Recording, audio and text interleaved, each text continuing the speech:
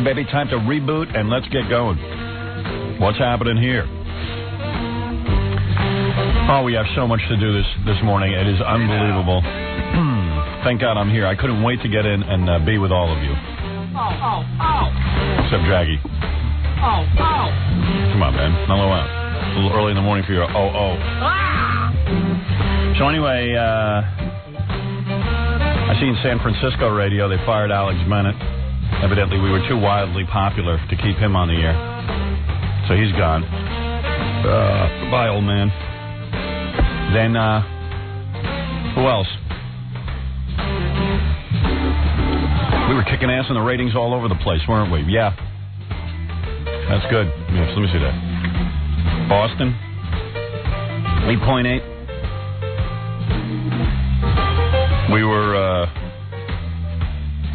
We had a 20 share of 18 to 30. Well, I'm not going to sit here and read this, but in Boston we had a big rating. Oh. Yeah. Thanks to all the people in Boston.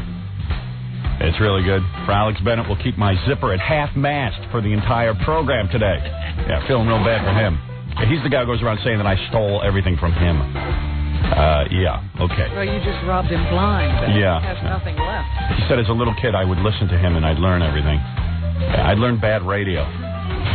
I learned what not to do. There you go. Maybe that's what he means. What? If you stole from all these guys, right? Yeah. What you should be doing is a watered-down version of it, so they should be successful and you should be getting fired, right? Yeah. Alex Bennett did a talk show on WMCA that was low-rated. That's what he did. There was nothing to imitate. So you copied nothing. Well, yeah, he didn't do anything. It wasn't outrageous. It wasn't dirty. It wasn't clean. It was boring. That's what it was. He never did that well, and that was the end of him. And your anything was boring. I learned more from Versace than I did from Alex Bennett. And what's going down with that, man? Some kind of whole gay... you know what? Let me tell you, you got to be careful when you're gay. Evidently, there's a lot of... You can't even walk from a cafe? Yeah, there's a lot of... The guy who killed him is a gay serial killer. Yeah. Wow. A gay serial killer. And this is the first time in history that a celebrity has fallen victim to a serial killer. That's what I was going to say. This is unserial killer-like, this whole crime. That's it.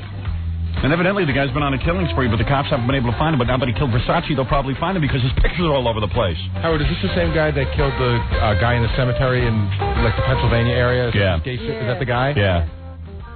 But, now they say they know, they think it's him because they found this car that they've been looking for weeks since his last serial killer. Yeah. Why come they can't find it after? I don't know. I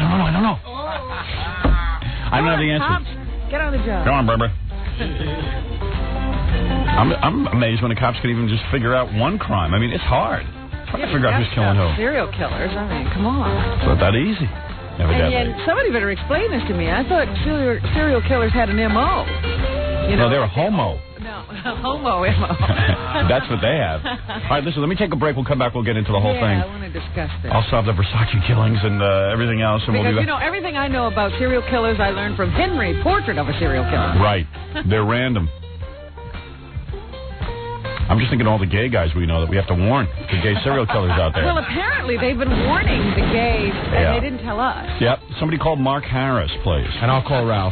Has anybody seen Mark Harris? Attention, Mark Harris. Yes, he called a couple of weeks ago. Oh, okay, so he's safe. All right. Listen, let me take a quick break. We'll come back. I'll tell you everything else right after this. Hello, this is Wesley Willis. I'm doing okay within the powers of the EZO. You are now listening to the Howard Stern Show.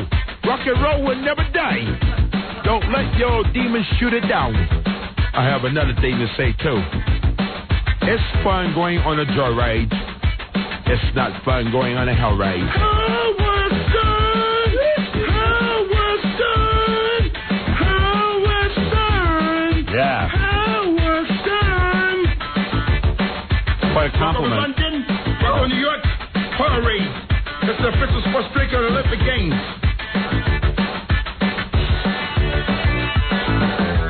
Quite a compliment when a guy like that writes a song about you, you know what I mean? There's room for everybody in the music business. Matter of fact, that guy was a homeless guy, and I think Rick Rubin, same guy who produced my album, the Private Parts album, he decided that he was going to take the homeless guy and make him into a recording star. And it seemed like kind of a funny idea and everything until nobody bought the record, you know what I mean? Yeah, nobody was laughing with him. So anyway, Versace, okay? So Versace's a designer, a big famous guy. As a matter of fact, I really dug his clothes, especially Elizabeth Hurley's outfit to the Oscars when she wore that plunging neckline and you could see her breasts. And that was the outfit that got us all saying, what the hell is wrong with you, Grant? You know, like, what the hell do you cheat on that for? And then it made me realize that no matter how good you got it in life, you eventually get sick of the woman you're with. It's got to happen. Thank you very much. Yeah. Oh, congratulations. Aren't you getting married soon? Oh, wow. So, anyway, thinking about it. Some chess game or something. Right. As good as you look, Robin, your man's just going to get, he's going to get that wandering eye. Screw all of it. That's it. Oh. That's a whole other story. You want to screw us all, that's your business. That's what I'm going to do now. And how come homosexuals design the most revealing outfits for broads, huh? You ever ask yourself that question? Makes no sense. Makes no sense. And straight men cover them up? They want to be in them, I think. It's like if you go over to Iran, straight men are covering their women up in towels and blankets. That's right. They throw sheets over them. Homosexual men are taking them and practically making them nude. But as I once said to you, I went shopping with this gay guy once. Yeah, so did I. And, yeah. Yeah. Right? Same gay guy? Yeah, Robin got me a gay guy to go shopping with. Go ahead. He told me I was a prince. What did he tell me? I was an unruly prince. You are an unruly prince. You see yourself as ugly, but I'm going to tell you, once I dress you up, you'll see yourself as the unruly prince that you are. Oh, you look gorgeous. Yes, that's you. Excuse me for a moment. I have to go call my wife. You're married? Yes. What makes you doubt? Of course. Of course. How about these gay guys who are all married? Meanwhile, he wouldn't go into the dressing room with you. He would run out. Yeah. He wouldn't stand there while you got undressed. Yeah, but he'd go in with you. With me, he was in there all the time. That's right. Howard is a prince. And I put on this one dress, and he goes, "Oh my God, I wish I looked like that." And that's it. Yeah. Sure he does. So I think that's what they're up to. They wish they could wear these plunging outfits. Yeah. And have straight men falling all over. Anyway, so this guy Versace designs clothing that personally I was a fan of because many people said it was lewd and disgusting. I always thought it was kind of sexy, like all kind of rubber and leather and black and plunging and pens. Yeah, they always have those sexy safety pens. Whatever. And Elizabeth Hurley's dress at the Oscars, where just everything but her nipple was showing. She just might as well come out with this like a thing covering her nipples. Okay. So anyway, this was a long string, that dress. And yesterday on the news, as I'm watching the account of Versace being dead, it says that anybody who went to go shopping at Versace yesterday couldn't get in because the store was closed. And I said, boy, that's curious. If Versace dies, the thing you do is you keep the store open. Because people are like lemmings, they're lambs, they're dopes. That's the day they got to get some Versace. For some reason, when somebody famous dies, give you an example. Roy Orbison. Everybody hated his music. Roy Orbison drops dead. There was a mad rush to the record stores to get Roy Orbison records. They couldn't keep the Roy Orbison records in stock, but you had to buy them the day he died. People were like, I can't wait a week. I can't wait 2 days. I got to get Roy Orbison today. I got to get it today. The day you learn he died. And then they get home and they play it and they wake up from their coma and they go, oh my God. Maybe they never play it. They never play it. I don't know what happens, but when people die, there's records could be in the stores for years, but they have to have them. John Lennon dies, huge run on his records. To the point where everyone was playing the records on the radio. In fact, I remember one comedian said, I wish someone would shoot Bob Dylan so we could have a change of music. You know what I mean? It was just like, when a guy dies, when a guy dies, you got to hear his music and you got to see his clothes. So if Versace had been open yesterday, there would have been this huge run. Well, you see it in the rap community now. I mean, you kill Tupac, his album is released at #1. You kill Notorious Big, his album is released at #1. I'd stay open 24/7. But what do I know? Somebody dies in the movies, everybody rushes out to see it. That's right. So there you go. There it is. So now there's a gay serial killer on the loose, which sounds kind of funny because you think of a lisping, Well, is he gay or does he just kill gay? Yeah, he's gay. He's probably a self-hating gay. What the story is he's one of these guys, from what I've read in the newspaper, they're saying that he preyed on old gay men. And there is nothing sadder in life than old queens. And they're lonely. Even rich old queens. So he's really a young, good-looking guy. What are you saying? They're easy to take advantage of? Yeah. Okay. On my hard days, I'm talking about like when I first got out of college, I admit I hung out with a few rich gay men. Okay? You had to eat. Had to eat. What am I supposed to do? The only thing I could sell was my youthful body. So many men wanted it. Your lithe, young body. Yeah. You know, I don't even think that if I was on hard times that I could sell my body to anybody. You'd starve. Yeah. Nothing would happen. I would never be able to sell it. It's not that good. So anyway, Versace dies, and they announced the cops the next day, which, by the way, I applaud the cops. Anytime you can figure out who killed anybody, it's a miracle. Yeah, catch him, for God's sake. No, they'll get him. Now they'll get him. You know, when you see those movies and the serial killer is laughing at the cops and getting bolder and bolder, this is exactly what we're seeing. Yeah, he won't be laughing in a few weeks. Anyway, it seemed like that so according to the newspapers anyway, I don't know the guy. Maybe I do and I don't want to admit it. But the guy was hanging out at bars and he would like go and frequent these places and pick up old queens. And sort of, I guess, I don't know. I don't know. You don't want to go past that point. Yeah, you know, I don't want to think about it. I'm sure it involved buttocks, male hairy buttocks, okay? And you just rather not know. Yeah, and gerbils and whatever. Now they're saying in the newspaper that the guy got HIV. They think he might be HIV positive. Yeah. And then he wigged out. So probably what happened is he was probably a self-hating homosexual, doesn't can't stand this whole lifestyle, resents all the men, goes out and, you know, prostitutes. Whatever. I mean, I'm trying to put the pieces together. I don't know that any of this is true. You're like that guy who worked with Jodie Foster in Silence of the Lambs. Thank you. I'm putting it all together. Yeah, I'm putting it all together for the cops. And what happens is that you when you get the HIV, all of a sudden you go, you know what, man, that's it, man. I'm going to kill all these guys. I already got a death sentence. Yeah, these guys gave me AIDS and blah, blah, blah, blah, blah. But that's nothing. On today's show, I got a guy calling in who I'm going to try and get him on the phone anyway. He wrote me this long letter about how he cured Magic Johnson of HIV positive. And Magic Johnson won't give him any credit. He wants the credit because he prayed for Magic Johnson. That's all he did? Yep.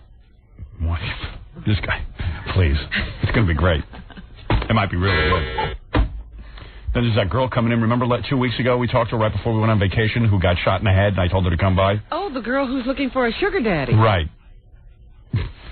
But half the side of her body doesn't work. Right, she's dragging half of herself in here. Yeah, I said I had to see her. Well, I'm going to see her. It's unbelievable. She actually didn't look bad from her pictures, right? No. And now, she looked pretty good, but I got a feeling the pictures were real old before she started dragging her body around. You know what I mean? Something like that. I want to make a political statement that all of my brothers and sisters have been subjugated by the white man. You have violated my wife. Well, you stink. You know what you are? You will never be a greatest, Jockey. You're the Antichrist. What? And now, the winner of the People's Choice Award at the Czech Film Festival. I'm sorry, what did you say? I said the Czech Film Festival. Oh, right. Yeah, that's pretty huge. Howard Stern. So get this. Yesterday, Betty Thomas, this is really quite exciting, actually, and you should be excited. Betty Thomas, the director of Private Parts, calls me up and says, did you read what went on 2 days ago in the Variety newspaper? I said, no, what's going on? She goes, did you know we won the Czech Film Festival? I go, and I started laughing. She goes, no, it was like a real big deal. First of all, it was the first film festival that we were allowed to be in. All the other film festivals, we didn't qualify because our movie had been released theatrically. Yeah. I am telling you, the movie Private Parts will win tons of awards, and dare I say, might even win an Academy Award in some category or another. Well, let's congratulate all of ourselves. The reason we won the Czech Film Festival is because there was no agenda about how Howard Stern's a creep. They don't know me from a hole in the wall. They just sat, they watched the film. It was on the merits of the film. And we were up against stiff competition. Like? Okay, I'll tell you the whole story. First, let me read this to you. This might be kind of exciting for people to hear. Because we're used to being such scumbags and asswipes on this show that every once in a while when you get some credibility. And by the way, this is being kept a secret. This happened 2 days ago. Notice this isn't a big story on The Wire. Wouldn't you think that would be on the cover of the Post? Of course not. Of course it won't be, because I'm too damn successful. If it happened to anybody else, it would have been. Right.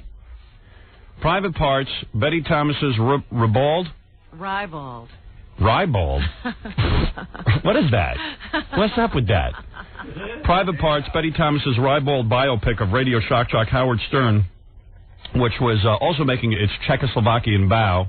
The obscenity-laced opus was ironically tied with Forgotten Light. We tied with this. This is called the People's Choice Award.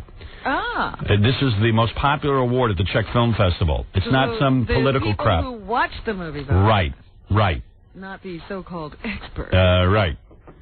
The Stern Opus was the subject of festival buzz as it was surprising, if not stunning, as an entry in the official competition, and speculation was rife. Now listen to this, that the local distributor, Bonton, leveraged their delivery of 8 U.S. pictures to get parts of competition slot. So let me explain what's going on here.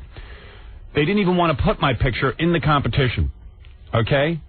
The distributor, Bonton, said, look, we'll do anything. We feel that this picture is great. It would win the festival. Please give it a chance. And evidently they said, hey, you know, we'll make some kind of deal. Twist some arms. They get private parts in the festival. And as it says here in Daily Variety, Stern once again got the last laugh on his detractors as the film received a thunderous ovation and generated positive vibes among both the youthful local Czechoslovakians and, it says local AUD-odds? I don't know what that means. Both youthful and more senior critics and viewers who praised its originality and rebellious spirit. Its anti-bureaucratic authority bent may make its local bow in August a winner in this country, still smarming from decades of oppression and red tape. So they saw it as a political film. Yes.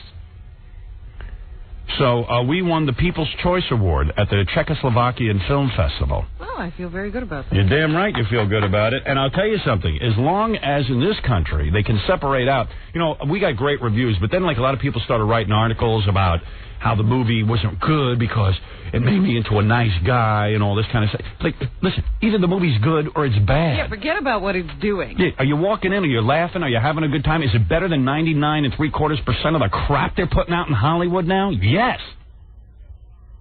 Stop with whether I'm... It's a job. It's supposed to be a comedy. Are you laughing? It's supposed to be having a good time out there. That's what it's all about.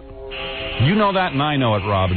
Nobody else knows. The winner of the Czechoslovakian Film Festival. Czechoslovakian Film Festival. We win. Everybody else loses. We were up against some serious... But Czechoslovakia, isn't it a smaller country now? I don't know. I didn't even think there was one anymore. I thought it got broken up or something. They tried to get me to go. Really? Yeah. Oh, now you're sorry. You didn't. They tried to get me to go to the Czechoslovakian Film Festival. They said there's a good chance it might win something. Would Howard come and, you know, like, I said, get out of here. I got a job.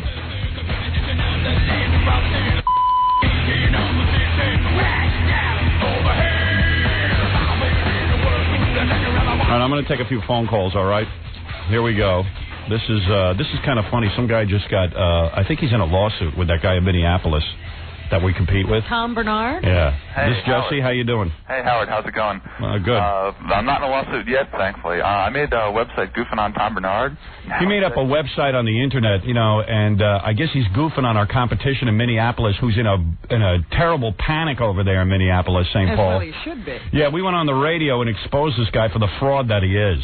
But aren't the ratings disappearing? Yeah, real quick. We didn't even have a full rating period, and we're already almost beating this guy. Well, now he needs to promote himself any way he can, so I'll bet you have to set up a website. The only problem is I have TomBernard.com. Yeah, good. And now he's trying to sue you?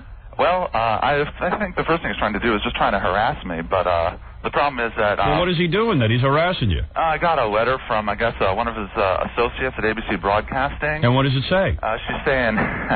she sends me a letter saying... This notice is to inform you that you have illegally filed for the name of www.tombernard.com. Why? Anybody is allowed. Is it illegal to file for a name? I'm sure somebody out there owns HowardStern.com. Yeah, you should get that back. I don't care. I don't really want that. If I set up a web page, I'll just make some, like what Jackie did. You know, I'll make up like Jokeland.com or something. But you know what's funny? It's like this woman from ABC, whoever she is. She's trying the Scott defense. You know, she's going to pretend that he broke a law. Yeah. Hoping he'll run scared. Yeah, I don't think you broke any law. Well, she says that she has a trademark. No, there's no laws. It's anarchy out there. It's crazy. Yeah, the internet is anarchy, and there's something appealing about that. It's good. That's good. I mean, I know there's tons of bad stuff written about me on the internet, but I kind of dig it. I kind of like people just discussing me. I'm very egocentric that way. I think, in fact, I think if you go on the internet and you just search out the name Howard Stern, you probably find at least 100,000 different pages devoted to me. Oh, definitely. And 90% of them negative. And I don't mind. I like it. I like it as long as you tell the truth. If you don't, I'd sue your ass. But you can have the name, any name you want. Yeah, I don't care. I don't care what name you have. It's not illegal to file for one. Yeah, I don't want this name. You have illegally filed. Illegally filed. Well, why don't you, hey, dude, why don't you turn over the name to me?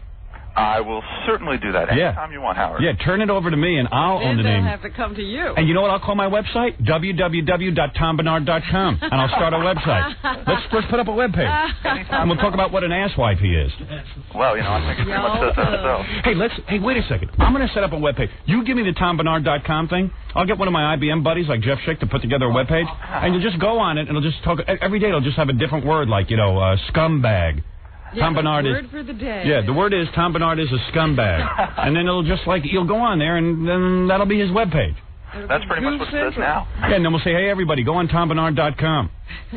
How you spell Tom Bernard? B-E-R or B... Is it B-A-R or B-E-R? It's like barnyard, but without the Y. B-A-R. Oh, B-A-R. Well, and you've got that, huh? Oh, yeah. Can you transfer that to me, unless you want it for some reason? I registered it for you. Cool. Anytime you want it, it's all yours. All right. We now own tombernard.com. You know, Howard, I got to say that I work at a software company. Everyone down there agrees. You are definitely the most wired guy in the media. Wonder what that means. You know more about computers than, for instance, like Tom Brokaw. Doesn't he work at that crappy station MSNBC? Yeah, well, those guys don't know anything. Anchormen don't know squat. I mean, everyone knows. Pretty boys. Haven't everybody figured that out yet? Yeah, I mean... And Tom Brokaw has a career where that major speech impediment drives me insane. He must be that good looking. The word illegal came up in his newscast last night, and he went, illegal. It's always fun. I like those words. Illegal. To see how he's going to gulp them out. And I tune right out, man. I'm sorry, man. I just think there's so many people out there who don't have speech impediments that should be having, jobs in the media. I don't get it. Isn't that station run by computer people like Microsoft? I don't know anything about it. Yeah. I don't know anything about it. No, that has nothing to do with Microsoft. But anyway, I got to go. Hey, do me a favor, man. I'll put you on hold. I want that tombernard.com. Certainly. All right, thanks. All right. I'll take it. Let him sue me. Hey, Howard. Yeah. Can I give a plug for my company? You going to really give me that web address? I will definitely do it. All right, go ahead, quick. Okay, Vanguard Media, www.vm.com. If you need a website, check us out. Thank you. Okay, thanks. We should let him put together the Tom Bernard site. Why not? He's already got the page. Evidently. That's pretty funny. You have it legally filed. Yeah, but I want to own that name because then they'll have to start sending me legal letters. The legal mumbo-jumbo we have going on. Yeah. It's hysterical. Yeah, unbelievable. So anyway, I've got this guy on the phone this is the guy who was in the fight with Evander Holyfield years ago. It's a white guy. Yeah. And he was in this fight with Evander Holyfield years ago, and he got bit by Evander Holyfield. And he says it's fine. He doesn't even care. Is this Jakey? Yeah, this is Jakey. All right. Jakey Winters, right? Yes, it is. And you claim to be the boxer who fought Holyfield and was bitten by him? That's correct. See, a lot of people didn't know that. Well, as a matter of fact, Howard, first of all, I'd say thank you for having me on your show. You might not thank me after I'm done with you. Well, you got a point there, but let me tell you, this isn't what I claim. This is in Holyfield's autobiography, Holyfield the Humble Warrior. Right. And once... yeah, he says Holyfield admits he bit the guy. Yeah. What's that now? So Holyfield admits he bit you. Absolutely. Yeah, and he bit you on the shoulder. That's right. But he had his teeth guard in, so supposedly it wasn't that bad a bite. Well, he says that, but I like the quote from his book. He actually spit out his mouthpiece and bit my shoulder. Oh, he did? Yes, he did. Mm-hmm. And these are his words, not mine. And let me pull it up here. And by the way, Jakey, I don't know you from a hole in the wall, and you seem like a real nice guy, but I got to say that your stance on this seems a little dumb. A little bit stupid that you think that it's okay to bite guys in the ring? No, I don't think that it's okay to bite guys in the ring, but however, you have to realize that boxing, we classify boxing as a sport, but boxing's really not a sport like baseball, football, or basketball. Boxing is actually a fight. And sometimes when fighters are fighting, and a fighter's been hit with a left hook or a right hand and he's receiving a mild concussion, and he's hurt, and he's fighting desperately, his instinct takes over. And sometimes a fighter will headbutt another fighter. I don't know, man. That sounds kind of stupid, especially coming from a fighter. It's a fight with rules. It's not a real fight. Well, that's true, but however, see, you can't go biting guys. It's ultimate fighting if that's what you want to do. Yeah, dude, you sound stupid. You sound stupid. Jakey, you're sounding like a dumb boxer. Okay? Hey, Howard, I'd like to give you some lessons too. I can't.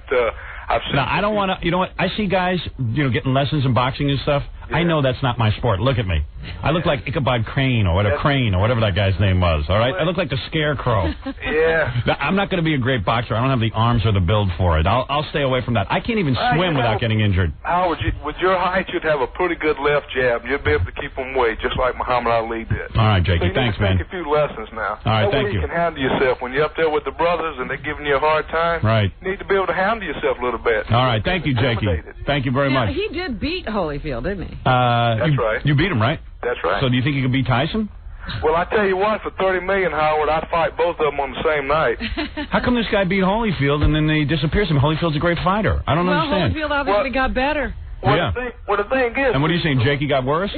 I'm not sure. I don't understand. Jakey, how is it you beat Holyfield and then you disappear? I never understand that. And Holyfield goes on to be a great boxer. Isn't that something? He went on to win the world championship. So why don't you fight him? Huh? Fight him now. You're the only guy who beat I'd him. be more than happy to fight him again. Really? Yeah, but you got to realize in boxing, it's either feast or famine, and if you're not hooked up with promoters that are, that have a monopoly on the business, and if you don't... Oh, come on. You're a white guy? You're a white guy? Come on. Everyone would pay to see. There must be something wrong with this Jakey. Hey, I used to tell all the brothers back home, I'm the only white guy you're going to meet that can dance, kick butt, and play basketball. Well, all I know is a white guy who can beat Evander Holyfield. You'd think he'd be big. But there's something weird going on. I mean, why is he not fighting? I don't get it. You. Well, what is it? He must not. I mean, you move up in the rankings. If you start beating good. So you're saying it was a fluke, like Buster Douglas? Well, what's your lifetime record? Well, I had 110 amateur fights, and I lost 10 fights. And that's a lot in amateur fights. As an amateur. If you're really good in amateur fights, you'll lose like 3. So how did he beat Evander Holyfield? Was it an off day for Holyfield, do you think? Maybe they were both young. I beat Evander Holyfield twice in the Georgia Golden Gloves. Wow. Oh, Golden Gloves, but that's really young, Howard. Oh, all right. I mean, they're still developing. That's what I'm saying. That Jakey never learned much more. Jakey, how old are you, man? I'm 35, but listen, I know Gary's putting in his 2 cents worth. He's got to be quiet now because... You'll beat his ass. He surely shouldn't take up boxing because he'd lose his front teeth. In a second, yeah. And you can beat Gary. Right. Oh, God. So you're saying, Jakey, are you saying that Tyson shouldn't have had his license suspended because it's understandable that he bit? I mean, he bit him twice. Well, let me just... Absolutely. You got to realize, again, the word that distinguishes boxing from other sports is the word play. You play baseball, you play basketball, you play football. Nobody plays the Hold on. Howard, how come... Let me ask you... Jakey seems like a cool guy until he starts talking. Jakey, a legitimate question. In the history of fighting, how many fights have there been? Thousands, millions, right? That's right. How come this is the only time? I mean, how come it doesn't happen all the time, then? It's not the only time. But I mean, how come it doesn't happen? I've never seen because it's a fight with rules. All right, this is a dumb discussion. I'm not going to... Jakey's been punched to the head one too many times. How come in the ring, and he's supposed to have control of the fight, and the fighter isn't listening to the referee? You got to disqualify. Jakey's been punched in the head one too many times. That's it. How come Sugar Ray Leonard, Muhammad Ali... Stop the argument. Jakey's been punched in the head one too many times. The guy's been beaten 10 times. Like that's going to make it better. Yeah. You could yell it, you could say it, you could scream it. Jakey ain't going to see it. All right, Jakey. Well, let me read you Evander's quote in his autobiography. I don't want to read his... Think about that. All right, Jakey quickly. wants to show us he can read. That's what this is about. Jakey, why don't you read us from, from the Godfather novel? Yeah. That'd be a good way to take care of a guy. All right, Jakey, go ahead and prove you can read real quick. Go ahead, baby. Actually, Holyfield was explaining the first time he'd ever been dropped with a left hook. And as he was trying to get up, I'm going to quote part of the paragraph. Quote, Jakey sitting at home. One guy he beat up wrote a book, and it's like, this is his favorite passage. This is Jakey beating up Holyfield. Absolutely, man. This is my 15 minutes of fame. Prove to us you can read. Go ahead. All right. Quote, but before he could reach his full height, Jakey Winters attacked again. Bracing himself for the oncoming charge, Evander spontaneously threw up his arms, and after a blurred second, the two contenders were wrapped together in an equally binding clinch. With his hands confined, Evander's dazed reason devised an impromptu counterattack to break the deadlock. He spit out his mouthpiece and took a bite out of Winters' shoulder. Are we going to hear the whole book? No. You're going to hear a couple more lines. Jakey, you prove to us you can read. God bless you. Absolutely. And we know that Holyfield bit you. And we know that Holyfield bit you. And we know that you think that boxing is a fight, it's not a sport, and that you should be able to bite in the ring if you want to. No, I don't think that. I don't condone Uh-oh, here we go again. Jakey. You thought you were out, and he's dragging you back in. I can't get out of this discussion. I don't condone biting in any sport. Thank you so much, Jakey. But it does happen sometimes, Howard. Right, I hear you. I was going to change the subject, Howard. Don't forget there's bets to be settled. Right. Oh, did we? That's right. Did we fight? Did we bet on the fight? Oh, yes, you did. What was the bets? Howard bet $100 on Tyson with Fred. He won. Tyson did not win. You don't think he won the fight? Tyson? Yeah. Of course not. Where's my 100? You're nuts. And Robin's going to get $200 from Jackie. Really? All right, I'll give you the money. I still think Tyson won that fight. Nope, he bit his way out of it because he was losing. Nah. What was on my mind? Thinking I could do it. All right, Fred, I'll give you the 100. I've been on a losing streak lately. It's really sickening to pay Fred $100. Put me in the booby hatch. Thank you, Johnny Boy. John Popper. Rockin'. Yeah. He'll eat you. He'll eat me. Man, I believe he could do it, too. You know who's playing Friday night at Jones Beach? Oh, wait, I dig that. That's their new single. That's good. I love the way he does that. He's great, man. John Popper, really a big talent. Literally very, very big. He's huge. I dig that song, man. Is that when he was in live? Is that the live version that he just did? No, that's from the record. Oh, God, that sounds good. I like to hear that. You don't want me to come in here and be a guest? Who? Was Supertramp. And I said no, because I said that music's too gay. And I don't mean gay like I'm down on homosexuals. I just mean it's just so goddamn wimpy. Very floaty. Oh, when I was a disc jockey, because like when I started, I guess I started 20 years ago. I keep saying 20 years. Did I start 20 years ago? Yeah, it's been 20 years. All right. Might have been more. I think so. Yeah. We've been together 17. Oh. And you had a few years before me. Yeah, I think I might be up to like 25 years in broadcasting, in broadcasting excellence.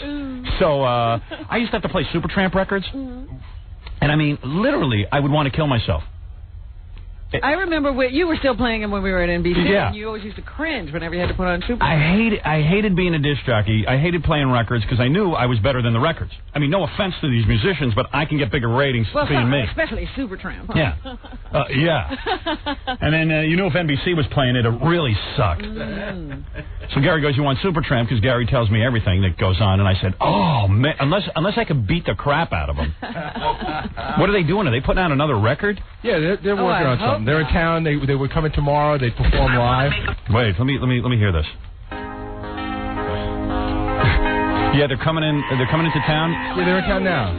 Oh, they're in town now. Yeah, they can hear this. They can hear this. They're coming tomorrow. I apologize, man. I just can't get into it. Right now, your thing. Right now, somebody is calling them in the hotel, waking them up, and telling them to put on K-Rock. No, don't do that, okay? It won't be fun. Wait till it kicks in, man. I never got this. They had that one album that was so huge. Yeah. In America, I hated every song on it. Give a little bit. Yeah. You don't want to know something? I'll kill you. You start singing that. That's what I used to do to torture you. I can't see sitting through that. I bet you there's a lot of Supertramp fans. Of your love and I know there's probably a lot of people out there saying, "Hey, have them on. Let's we can get into a medley of their hits and everything." I know because they have tons of hits. This is one time I have to just put a stop to it. Right at the beginning of that song, give a little bit. Part that always made me cringe. Here we go. Okay, here we go. No, this is the logical song. Yeah, I know them all. I play these records. Come on.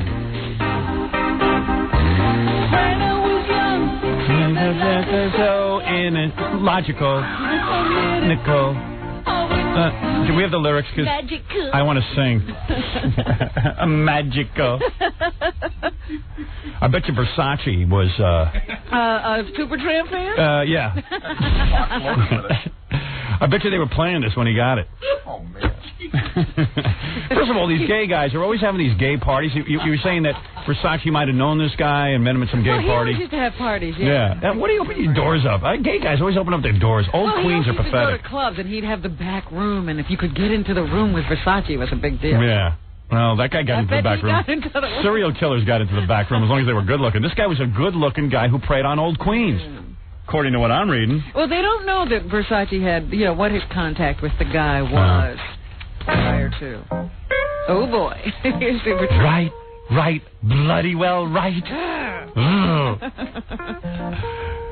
You got a bloody right to say. It's cool to be a rock musician, except when you're playing songs like this. Is this rock? Come on. I don't know. I don't think so.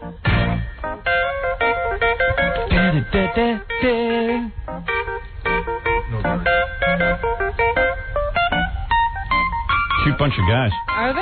They all look like gay serial killers. Supertramp. They look all right. They're nice-looking guys. Hey, they probably have tons of money. They're probably getting laid all the time. I'm sure they're incredibly wealthy. They're a lot happier than I am. I bet you they're not incredibly wealthy at all. Why? Oh, come on. All those guys lost their money back then. No. Never heard anything about those. They weren't the kind of guys who did drugs and went crazy. What are they, British? Yeah. This is way... Yeah, build up for a crappy song. I could see building up if it was like, yeah, something, a rock opera. This is awfully pretentious. I never realized how... I can do the weather over this. 39 degrees. Good morning. How you doing, everybody in Boston, Los Angeles, Philadelphia, New York? You got it right. Bloody well right.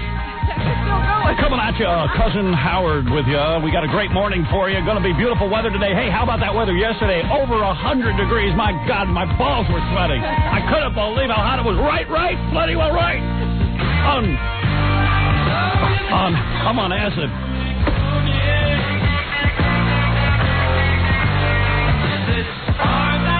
Kind of Pink Floydish. Yeah, but then they'll dip into this chorus. Ruin it. Yeah. It's kind of cool, this song, and then all of a sudden it loses it. I'm kind of with it. But they stopped it. Here's the gay part. Right. Bloody well right. You got a bloody right. Anything with bloody makes me think of gay guys. A lot of bodily fluids and junk. Uh-oh. This is definitely the gayest song. It's been it won the Czech Film Festival for gayest song. Take a look at this one. The only one I got. Not much of a girlfriend. What's this, a song about how ugly his girlfriend is? I never actually listened to it. That's pretty cool. It's cool rock guys sing about how ugly their girlfriends are. Take a look at my girlfriend. Not the prettiest girlfriend. I'm putting Vaseline on my buttocks as I'm listening to Part of this song that really bothers me is when he says, "Mummy dear, Mummy dear." Oh, does he? I know, I passed by that one already. Wait. What's this? Which is the one that we were talking about? Give a little bit, or It's Raining Again is the one I really... This is Raining Again? No, I don't... No? Sounds like rain effects on there. I don't know. I'm going to pass on Supertramp. It'd be funny if they come in and we could just goof on them. But yeah, but they're going to want to really sing that song. Yeah. 12 and 13. Here's a couple of fillers. This is their greatest hits. Yeah, I don't know this at all. Who are we kidding with that? What's up with that? That must have been a hit in Europe. Yeah. Oh, yeah. That's the part that goes, oh, yeah. All right. Here we go. All right. Here we go. Here we go. All right. Ooh, yeah. All right. Here we go. Here we go again. I got to do that again. I got to hear him say it. We kind of talked over it. That wasn't cool.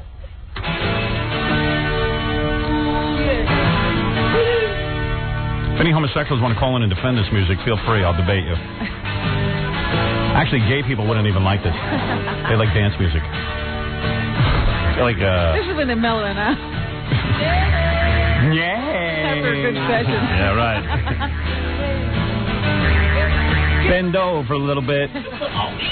Bend over a little bit and accept me. Bend over a little bit. Bend over a little bit and... All right, whatever. Accept a little love from me. I'll work on that. Something very, very, very special about that. So I'll take that as a no. No. Now, the O.J. Simpson Action Doll. Action, action, action. Watch O.J. speed away in his optional Ford Bronco. But don't pick him up, or he'll cut off your finger. The O.J. Simpson Action Doll. Action. The O.J. Simpson Action Doll comes complete with Nicole Simpson Pez Dispenser. Barbie beware. O.J.'s there. The O.J. Simpson Action Doll. Ron Goldman, Boy Toys, sold separately. I want to make a political statement that all of my brothers and sisters have been subjugated by the white man. You were violated my wife. Well, you stink. You know what you are? You will never be a greatest jockey. You're the Antichrist. What? And now, the winner of the People's Choice Award at the Czech Film Festival. I'm sorry, what did you say? I said the Czech Film Festival. Oh, right. Yeah, that's pretty huge. Howard Stern. You won't read about that in the newspaper, that we won the Czech Film Festival People's Choice Award. The first film festival that Private Parts was allowed in. But no one will ever, you know. In Czechoslovakia, they're seeing it as a great political film. Is Czechoslovakia anything like Poland? Yeah, a lot like. A lot like. I don't care. I'm like a hero over there. I just took the whole film festival. You know what? Maybe you ought to tour. Yeah. I mean, in all seriousness, it was the first film festival we were allowed in because our film came out commercially. So, like, we couldn't go into Cannes and all that. And we won the People's Choice Award. Cool. It's pretty cool for a guy who's not even known over there. I can't believe we didn't go to accept. They invited me. They offered me first-class airfare to Czechoslovakia. I said, well... On what airline? And I had just been... Czech Air? Well, I had just been at the Cannes Film... I was almost tempted to go, but, I mean, we got a job, you know. We got to be here, Well, so... we couldn't broadcast from there? No. I don't think they have phone lines. They can't do that. Tyrone, you're on the air, man. Yeah, Howard? Yeah. How are you, Mr. Stern? Right. I just want to know one thing. Why are you so racist? Is this a white guy doing a black accent? I don't know what this is. No. I'm trying to fix it. My name is Tyrone Johnson. No, that's definitely a white guy.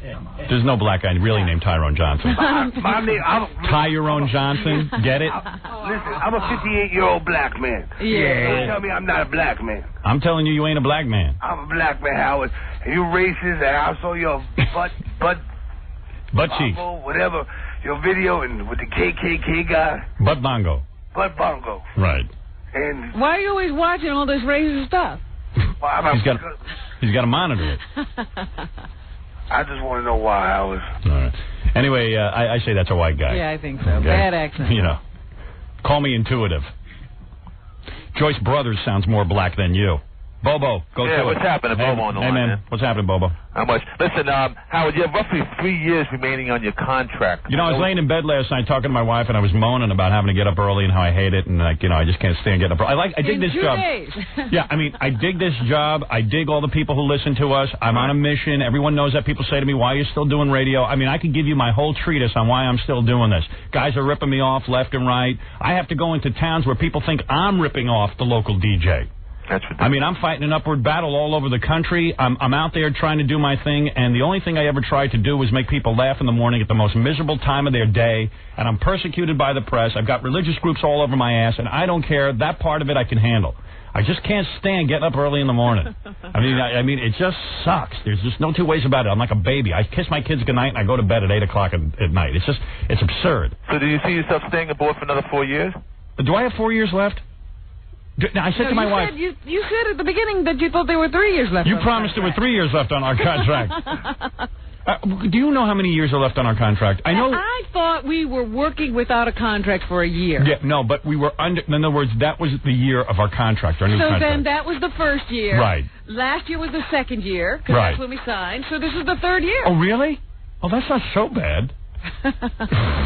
There's 3 years left? Then you talk to our agent, and he'll tell you, no, it's this is just the second year. I think he lies to us because he wants to keep me working. I said to him, you know, this might be my last radio contract, and he said to me, oh, no. He goes, you're having too much fun. I go, no, you're having too much fun. I'll never forget, because the last time. Yeah. I called, you really were complaining at the end of our last contract. You were complaining bad. Yeah. And I called him up and I said, look, should I be looking for other options? Yeah. Should I be planning something here? No, I would come to you and tell you I was. Wait a minute. I want to tell you what he said. Yeah. He said, not as far as I'm concerned. Yeah, he will sign another contract. Hook by crook, he'll be in here doing it. That's right. He'll talk you into it. But don't worry, there's plenty of my imitators who can take over. It might not be as good, but it'll do okay. The day that happens, I go back to tape.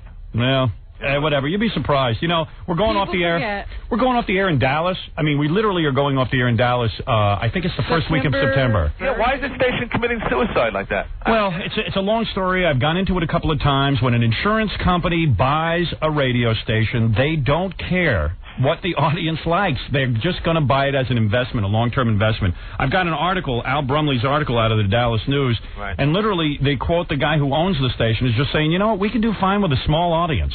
We're just going to do just fine. We don't need the controversy. We don't need the hassle. And yeah, Howard Stern brings in some money, and Howard Stern brings in ratings. He must have gone to the John Hay School of Broadcasting. Yeah, I mean, it's just completely ludicrous. I can't figure out why insurance companies even buy radio stations, but they do. They're just good long-term investments, I guess. It's like buying a house and letting it fall apart. We had a general manager who fired us and said the same thing. Yeah. I could do better with a smaller audience. By the way, Doesn't the owner want to see? By the way, they fired him, and he didn't do better. Howard, doesn't the owner want to see his company do good? Well, yeah, but if you got, let me ask you something. If you had, like, literally a $5 billion corporation, an insurance company, that had nothing to do with radio, and you said, hey, you know what, we ought to divest a little bit and spend some money here. Let's buy some of these radio properties. Everybody's getting into it. It seems to be the hot thing. Yeah. And plus, we can run our nationwide insurance commercials for free. Why not do it? Why not own the outlet? It's a great tie-in. And then they say, okay, let's buy this station. Uh-oh, Howard Stern's on it. Well, here's what we're going to do. Let's kick his ass off the station, but he's got the #1 show. It doesn't matter. What does he bring in a year? It brings in, I don't know, $15, $20 million a year. We're going to make that selling insurance policies in a week. Yeah, we don't even need that money. Yeah, well, we live on the interest. $15, $20 million a day we make in interest on our insurance money. Nationwide's a huge company. They go, why do we want the controversy? You know some religious asswipe is going to complain. Why not just get rid of them? Yeah. So when companies that are basically so huge, I saw it at NBC. NBC, they couldn't wait to get rid of me. If you saw my movie, you know what I'm talking about. They couldn't wait to get rid of me. Once they realized they made a mistake, hey, big deal. I was expendable. That's why I went to work for a guy, Mel Karmazin, who basically was a radio operator. And he believed in you. Believed in me. He says, hey, never mind, I don't believe in you. He didn't even know what we do. He said, I can make money with you. He believes in making money. He looked at the ratings and said, I'll tell you what, I'll own Morning Drive Radio in New York City. I think I can sell that. That's it. And that was it. And that was it. Listen, Howard, changing gears a little bit. What's up with Scotty's DJ business? Yesterday, he was I don't know if I want to change subjects, you know? Oh. What do you mean, what's up with his business? Well, yesterday, towards the end of the show, you were bringing it up. You said, make sure we talk about it at the end of the show. He was talking to Freddie, had some problems or something with his business. I told you I heard Scott complaining to Ronnie about his DJ business. Oh, get out. You're kidding me. No. Complaining? Yes. Yeah. What's the complaint? Okay, here's Scott, real briefly, for those of you in the new markets, Scott the engineer is a sad sack loser who is our engineer. He's bald, he smokes, he's sad, never has any money. One time in his life, he had some money. His wife dumped him for a younger guy. And he had to give it all away. Had to give away his house, give away everything, all his investments, which he, And this was a woman he, found when she was 15. Yeah.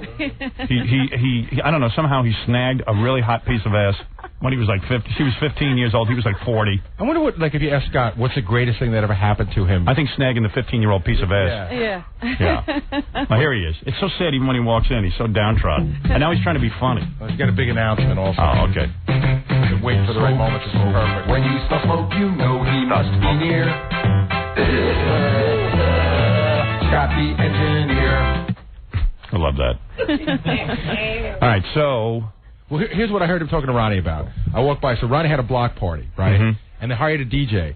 DJ comes with, dancers. I mean, the whole thing. Yeah. $250. Go ahead. So Scott goes, $250. I don't leave my house for $250. And he was saying how it's really tough, that there's a lot of guys out there now that are undercutting him, and he hasn't had a lot of gigs in the last 6 months. Right. And I said, how many times have you worked since Christmas? And he said, can I say it? Yeah. I said, 3. I said, hey, man, there's a lot of these guys now, they just go and get some turntables or some CD players, and they're undercutting him. So you know why? Because they love the business. That's it. You're just in it for the money. Do it. You're in it for the money, dude. No, I love doing it, but Scott's whole thing is actually, I hate humping all that equiment around. You know what Scott's problem is? Scott thinks he's a celebrity. No. Well, here's his deal. I actually know I'm a celebrity. He's doing a high-end thing. Yeah. He's saying, $250. I pay my assistant $100 to go out. Right. How am I going to make any money? I don't know. How are these other guys making money? Ronnie goes, okay, he played the block party for 8 hours. He had 3 dances. He's telling everything. He goes, $250. Did the guy live on the block? No. I can't believe it was that how did cheap. he get in there with all that for $250? Scott was like, how could a guy make a living on that kind of money? Yeah, $250. What do you charge? It depends. Usually, I like $500. $500. Yeah. I can see that's reasonable. Yeah. It's reasonable, and it's not. Plus, you're getting Scott the engineer. Right, exactly. Smoky. Yeah, smoky. He's actually good at it now, for 10, 12 years. Oh, really? And you're on top of what's the big dance song right now? I have no idea because I haven't worked so long. No, really, what is the big dance song? Like, if you had to do a party tomorrow, what would be? You know what? I don't even know the titles. I have them all at home, and I just really. He was telling me "Men in Black" is a big song now. It is. The Will Smith song's very I think that song kind of sucks. It's not a good dance song. It's a remake for like kids and stuff. Oh, really? It's a remake. I think it kind of sucks. I mean, for dancing, I'm into that, like, you know, black music, but I really don't think it's like an adult skewed song. I think they're going after a younger. Oh, okay. Kind of person. Yeah, my 11-year-old loves it. I was thinking of going to the Jones Beach concert with Counting Crows and Wallflowers, but I don't know. That sounds like a good bill. Yeah. I actually think I'm going to that too. But yeah? I won't be near you, I promise. Good. Because I won't go if I have to be near you. No, I promise I'll be on the other side. I just don't want to be hounded. Not even by Gary. All right. I dig those guys. But it was pretty funny. Baba Booey. Both of them. Counting Crows and Wallflowers. But it was pretty funny, you know. Ronnie drives a car. Yeah. And Scott is complaining to Ronnie. Ronnie really hates his job. How could you complain to Ronnie about hating his job? Ronnie hates his job. Ronnie's the only limo driver I know who can't stand to drive. No, I know that. I mean, you know what I mean? I got a limo driver. I can't wait to get the hell out of the car. I'll say to him, Ronnie, I got to go somewhere. It's like 2 o'clock in the afternoon. I'll go. But I go, wait a second. What am I supposed to do? I got to go. No, I'm not complaining. It's just, you know, right. It's the attitude. I know exactly what he does. Sometimes I'll call him and I'll say, listen, Howard turns out he's got a late meeting at his agent's office. He'll be a little bit late. And he goes, oh, man, we're going to be stuck in so much traffic. Oh, it's the same. We know that. You don't have to say it each time. If you leave the city after 1, you're going to be stuck in traffic. If I say I'm going anywhere, I could see the look from the back of his head. I could see the look. It's just like, you know, and I even say, I even say to him, I apologize before I ask him to go somewhere. I go, Ronnie, I gotta go. I feel, you know, like I gave someone a lift yesterday. Yeah. Person said to me, do you think it'll be okay with Ronnie if we? And I said, wait a second, I'm paying the guy. You know, what do you mean if it's okay with Ronnie? That's a really funny thing that you mentioned because sometimes, like, you know how we'll all go to a movie screening, right? And maybe it'll be over, say, on 40th Street. Right. There's always that weird moment. It'll be me and Jackie and Fred. Yeah. And Ronnie will say, you guys want to lift? And then we'll get in. But you don't want to get in the car unless Ronnie says it's okay. Yeah. Yeah. But you wish he would. It's not like it's my car. Right. It's Ronnie's car. And then when Ronnie asks you, you know, he goes, yeah, I'll drop you off. Yeah, I got a limo, but it does me no good. It doesn't want to go anywhere. Like the air conditioning hasn't been working so good, but I'm afraid to complain because I know I'll yell. You know what I mean? Well, that's why I thought it was such a funny picture. Yeah. Because I know Ronnie's miserable. Yeah. And Scott is complaining to Ronnie. That's good. That's the guy to complain to, so he can feel good about himself. But you know what it was? It was over 100 degrees in New York yesterday. I'm sitting there, and the air conditioning isn't working. I'm sweltering. Wow. I wasn't working for a good, you know, and I was going to say something, but I was afraid. Is it working up there where he is?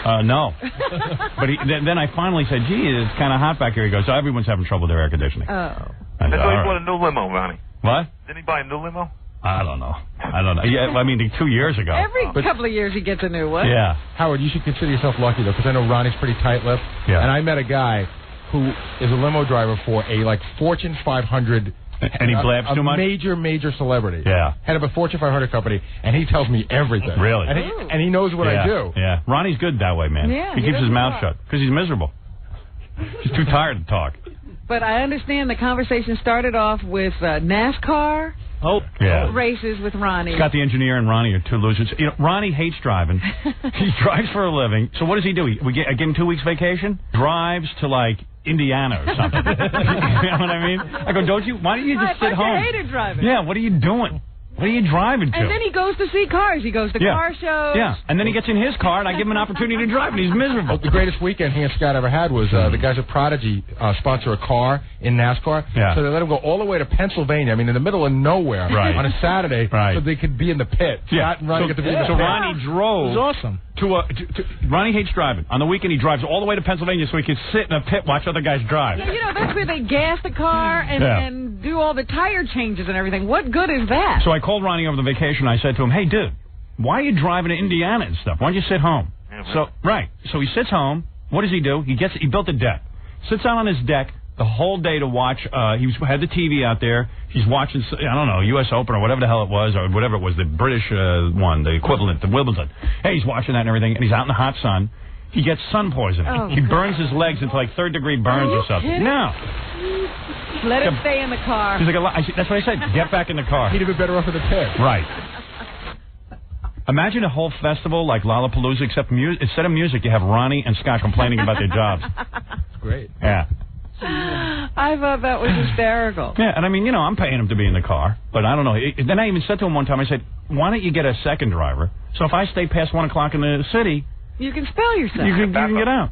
Sure. No. Don't do that. Oh, you were complaining to Ronnie about your job? Wow. Oh, yeah. 2 sadder stories. On Queen for a Day, you didn't hear sad stories like that. Oprah Winfrey doesn't have sad stories like that. Well, all I know is I said, look at this picture. Yeah. It was great. Yeah. Scott's body English is very funny. It's hunch shoulder. I know. It's hunch. It's a man who's beaten. In fact, he was shorter than Ronnie. Yeah. And, he's a pretty tall guy. Right. He gets so low to tell you he's a beaten man. how rotten his life is. Well, look at him. He's fat. Well, you know what I mean? He's bald. So here's the big thing. Okay. Scott's all happy now. He's got this big announcement to make. So all right, give him some music, Fred. Here we go. Timpani. Here we go. Here we go. Give me some temp. Come on. Oh, yeah. Come on. What kind of cancer you got? How'd you know? What's the announcement? I'm pregnant. Can't you tell? Isn't it great when he tries to be funny, man? You know what? When we go on our next vacation, you're going to take over the show. Thank you. I would want to hear that. Am I crazy? I would want to hear that. I could be on your for 5 minutes. You realize how hard it is. Yeah. I could be on your network. Right? Hi, everybody. I'm pregnant. No, I have stopped smoking. Pregnant. Oh, please. See, I knew that reaction was coming. Why? Why bother? Because you know what? You're going to be like so many other cases. You're unbelievable. You stop smoking, and then you're going to get cancer. What are you pointing at me for? I'm waiting to hear what you have to say. You're going to get cancer. Well, even though you quit. Okay. You know who else quit smoking? Versace. Okay, yesterday. And Morton Downey. And Morton Downey. When did you quit? Almost a month already. Oh, really? Yeah. I decided to wait to see if I could do it before I told you. Right. I didn't want to be branded a phony. So for a month you haven't had a cigarette once. That's right. Right. What does that mean? He has absolutely no personality That's right. at all. No, he has absolutely no personality. That was his entire personality. You're not on the patch? No, I was on the patch. The patch. I smoked it. I was covered in patches. If you smoke the patch, does that count? And you haven't had one misstep? No. Is your wife still smoking? Yeah. Oh, she is. And it's still not even dissuading you? No, she won't smoke around me. Right. Now, you took off the patch? Yes. I'm nicotine free. I'm everything. You're everything free. No gum or anything? You're hair free, too. No, well, gum. Nicorette, I mean. No. You know what this is like? This is a sad day. This is like Alfred E. Newman without Mad Magazine. Yeah. I mean, the one thing about a smoker is that's the only thing they enjoy in life. Yeah. If they stop smoking, you feel bad for them. Right. I hate to sound like a pusher. I hate to sound like one of those, heroin guys in the street. But he'll be back. Yeah, of course he'll be back. Yeah, this is just... One tough situation will be like, I had to have a cigarette. No, it's already happened. Like, it's going to be a catastrophe. Have you smoked at all? No, I haven't smoked. All right, let me give you a scenario. Go ahead. All right, this is the worst scenario I can think of, all right? And I pray it never happens. Go ahead. Your son dies. Oh, all right? The worst thing in the world. Are you having a cigarette? Are you having a cigarette? That's a tough one. See? Already he's back on it. No. He's back. He's back. I told you. It's like an alcoholic. I mean, I'll always want What, are you 12-stepping it now? Yeah. You going to meetings? Going to Nicotine Anonymous. Are you? Are you going to a meeting? No? They don't have that, do they? They do have a Nicotine Anonymous. I'm sure he's been there. That's got to be the biggest one. All right, so you quit smoking. Yeah. But the first catastrophe, and it's not even going to take something like your son dying. It's going to be like, It'll be like a flat tire. Right. Hold on. Or he goes to a party and everyone's drinking. Here's one. Yeah. CBS sells the company, and you're out of a job. If you were out of a job, would you quit smoking? You get fired Before tomorrow. I walked out the door. Yeah. I'm up to heroin. Tomorrow, CBS, whoever owns us now, comes to you and says, there's no more engineers at the station. You've got to leave. You'd smoke in a minute. I tried not to. I really would. You need more than a 12-step program. You know what you need? How many steps are in the Washington Monument? That's how many steps you need. No one's buying any of this garbage, I'll be honest with you. All right. Jackie the Joke Man Martling, his 2 filthy and funny CDs, Sergeant Pecker and the Joke Man. Only $12 plus $4 shipping and handling. Also on cassette. Buy 2, get 1 free. Call 1-800-323-KING. Friday, August 8th. 2 shows at the Vic Theater in Chicago. Jackie going to Chicago. For more information and nasty jokes, visit jokeland.com. Jackie invading the West. Jackie going Midwest. Yeah, baby. When is that show in Chicago? August 8th? August 8th. Yeah. Very exciting. The winter's the tough part of Chicago, man. I almost went to work there for WXRT in Chicago years ago when I left Detroit. Instead, I went to Washington, D.C. I almost went to work for a guy named Norm Weiner. who I think just won some kind of award or something. Yeah, some radio award, which, you can throw right in the garbage. Yeah, what's that? Yeah, so anyway... it's brutal here. She took me on tour of some of the late-night clubs, some jazz clubs over in Chicago, because they were like a music-intensive station, and he wanted to get into the music with me, and we just walked around, and I was freezing my nuts off. I mean, literally my nuts froze off. And all you were thinking about was the weather.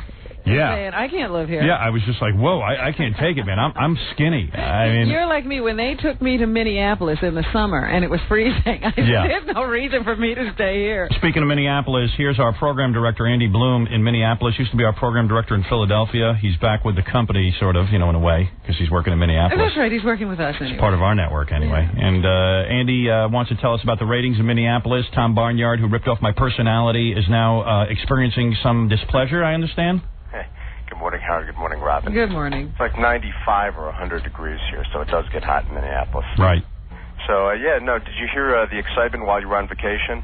What happened? I guess that, and the guys here in Minneapolis are just kind of learning how to call and tell us everything, so we'll get better details as we go along. All right, go ahead. Our spies, yeah. Tom is driving along, coming home from a party with his wife, Kathy, and for whatever reason, all of a sudden, the car pulls over. Now, how do you know this? Somebody saw it and phoned it in and called me. All right, so you never know if it could be true, but we'll say we'll hope it's true. He talked about it a little bit on the air. Okay, go ahead. So he was on the road with his wife, Kathy, who had by now realizes that I'm really her husband. She should be Mrs. Howard Stern. Right. Go ahead. So apparently they have a fight, and the car pulls over, and she gets out and starts running away. And this is where, people start seeing it. And she's running away, and he's chasing after her, and they're screaming and they're yelling. You can only imagine what they were screaming and yelling about. Is this a repeat of Philadelphia or what? I was going to say. Yeah, this happened with DeBella. Him and his wife started fighting once I came into town. Just tell her not to, drive the car into the garage and leave it on. Right. So they're out on the street screaming, and people are kind of watching it. And I'm going to put Tom Barnyard's wife on Dial-A-Date. Oh, I thought you were going to say suicide watch. No, on Dial-A-Date. Go ahead. So, the cops drive by and kind of question him, and is everything going okay? And, they didn't arrest him or anything like that. Even the cops were involved. Guy can't even get his wife in line. Whew. Maple Grove cops were there. You know this for a fact, or are you just taking this on hearsay? Well, no, I know it for a fact because he even mentioned it on the air. Okay, so then the cops... I assume he mentioned it because he knew this was coming. So he can't even get his wife in line? Apparently not. Or maybe they staged it as a publicity stunt, so maybe his listeners wouldn't leave in droves. So there was something to talk about, huh? Yeah. Well, there was at least, one or two listeners who saw it and called me and kind of, gave me the confirming details. I had two people tell me about it. So his wife, Kathy Stern, let's call her Kathy Stern now, because she is my wife, because now when you see her, call her Kathy She's Stern. probably a local Minneapolis girl who actually thought Tom Barnard was a brilliant radio personality who had invented something, that she probably went out and saw my movie, and then when we came on the air in Minneapolis, went, oh my God, my husband's a fraud. Yeah. And now that's what they're probably fighting about. I mean, seriously, life was perfect until I showed up. Probably pretty much so. Yeah.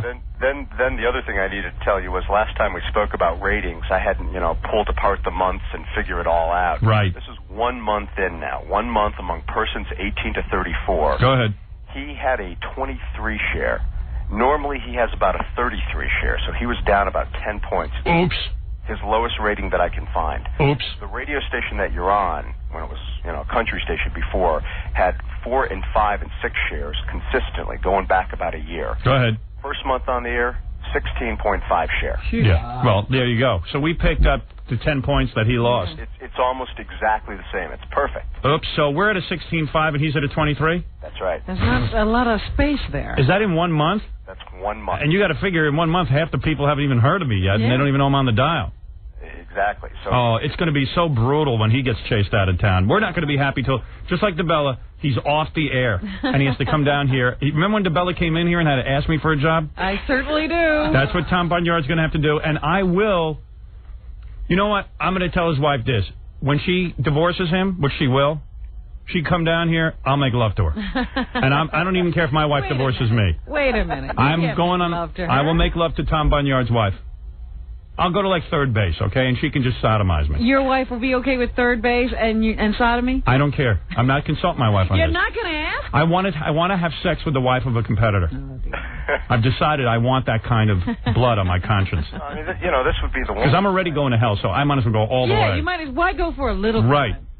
I want to have sodomy from Tom Barnyard's wife that, when she's totally fed up with him and realizes that I'm really her husband. Why would you stop at sodomy? Because intercourse is wrong. You're so strong. Even if she's a pig, which I doubt she is, because I thought she was supposed to be very attractive. yeah, I'm sure she is attractive because he married her probably when he was on the radio doing my act, and that's an attractive thing to women, when a guy's successful. So, but even if she's a pig, I will accept oral favors and I'll use my fingers. It's pretty funny though. She was running away from the car. Yeah, apparently, like running down the street enough. Like Paula Barbieri from OJ. Enough to attract the cops' attention. Wow. Grove police. If a third of that story is true, I'm digging it. Well, I'm sure there must be a Maple Grove cop who's listening who could fill you in with more details. I say they're divorced within a year. Well, your wife's never jumped out of the car and run. No, I've only pushed her. No. My wife doesn't jump out of a car. If my wife jumped out of a car, that'd be it. I'd say to her, listen, you know what? You're obviously in no condition to be married to me. Why? That's pretty funny. That's right. I mean, seriously. If a marriage is going that bad, where your wife has to jump out of the car, why bother with it? I know. Just end it. I mean, my wife and I fight a lot, but I figure that's pretty normal for couples. We yell at each other sometimes. Yeah, you don't really fight. Yeah, the kids get to us, but in 2 seconds we kind of patch things up. Yeah. But there's been no leaping from the car. No, I've never had any woman leap from my car. I mean, I just won't get into those kind of fights with women. What is that about? I just won't. I'm just like, you know what? You're a nice woman. Why do I need to be in a fight with you? Let's end this. But then again, he's going to be in bad shape because you have to give her half his money, and he's going to be out of money soon because we're going to take over. We're taking over Minneapolis. That's it. I'm already trying to figure out where to do a funeral parade. Yeah, well, pick a good location, will you? In fact, start sending me locations. It looks like we could get caught by surprise here and be #1 way before I even predicted. Let's pick a good month. Yeah. It would be good to do it before the winter, Yeah. I was reading the articles in Detroit, in Detroit, we had like our first, ratings book, for 3 months. And we went up in a lot of demographic categories and stuff like we always do. But, we were far from #1. We're like number 20 in the market or something. And they were going, well, Howard Stern didn't have an impact. I go, yeah, show me the jerk-off that came into Detroit and won in one rating book. I've never done that. I didn't even do that in Los Angeles. It took me 3 years in Philadelphia. Didn't do it here in New York. It's a little tough to convince everybody in Detroit that Mike and Drew are ripping me off blind. People here in the Twin Cities seem to be taking to it, liking it a lot. Yeah. It's going good. Oh, shut up, Andy. Thank you, Howard. Got to get that Twin Cities in there. By the way, anyone listening, Andy's not gay, even though he sounds it. Andy's one of those guys who sounds gay, but he's not gay. We always used to think Andy was gay. Yeah, but Andy's really not gay. Definitely not. Right. He just sounds it. How do you know you're definitely not? I know he's not. Because I put the moves on him one night in Los Angeles. We were together. Nothing happened. I don't know. There's some guys who, all of a sudden one day they wake up. Well, Andy might be gay. I don't know. Could be. I don't think that's coming anytime in the future. I think there's some KY in his closet. KY in his future. Weren't you at a few of those Versace parties? I have a couple of his ties. Does that count? Yeah. All right, man. Thanks. All right. You take it easy. Talk to you later. Yeah, right. It's called Carolina Blues.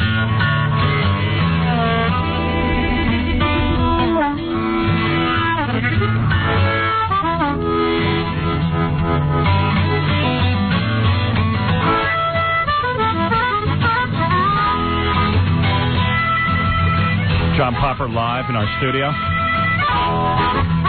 That's that song I was telling you about. One I like. Harmonica's a dumb instrument unless he's playing it. Ever see the Harmonicats?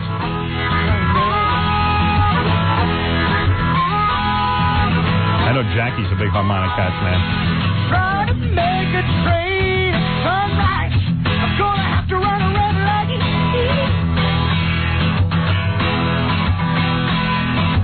Try to make a train of sunrise. I'm gonna have to run a red light.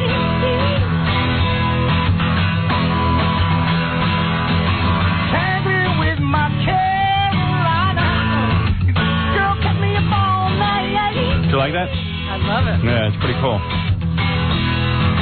When my Carolina throw down, you know the girl know how to fight. I'm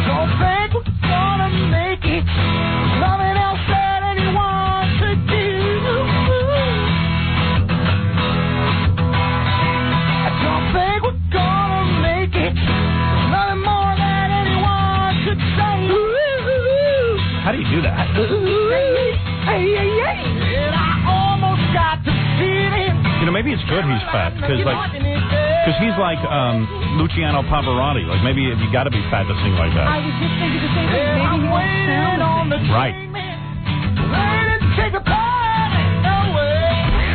You give us 22 minutes.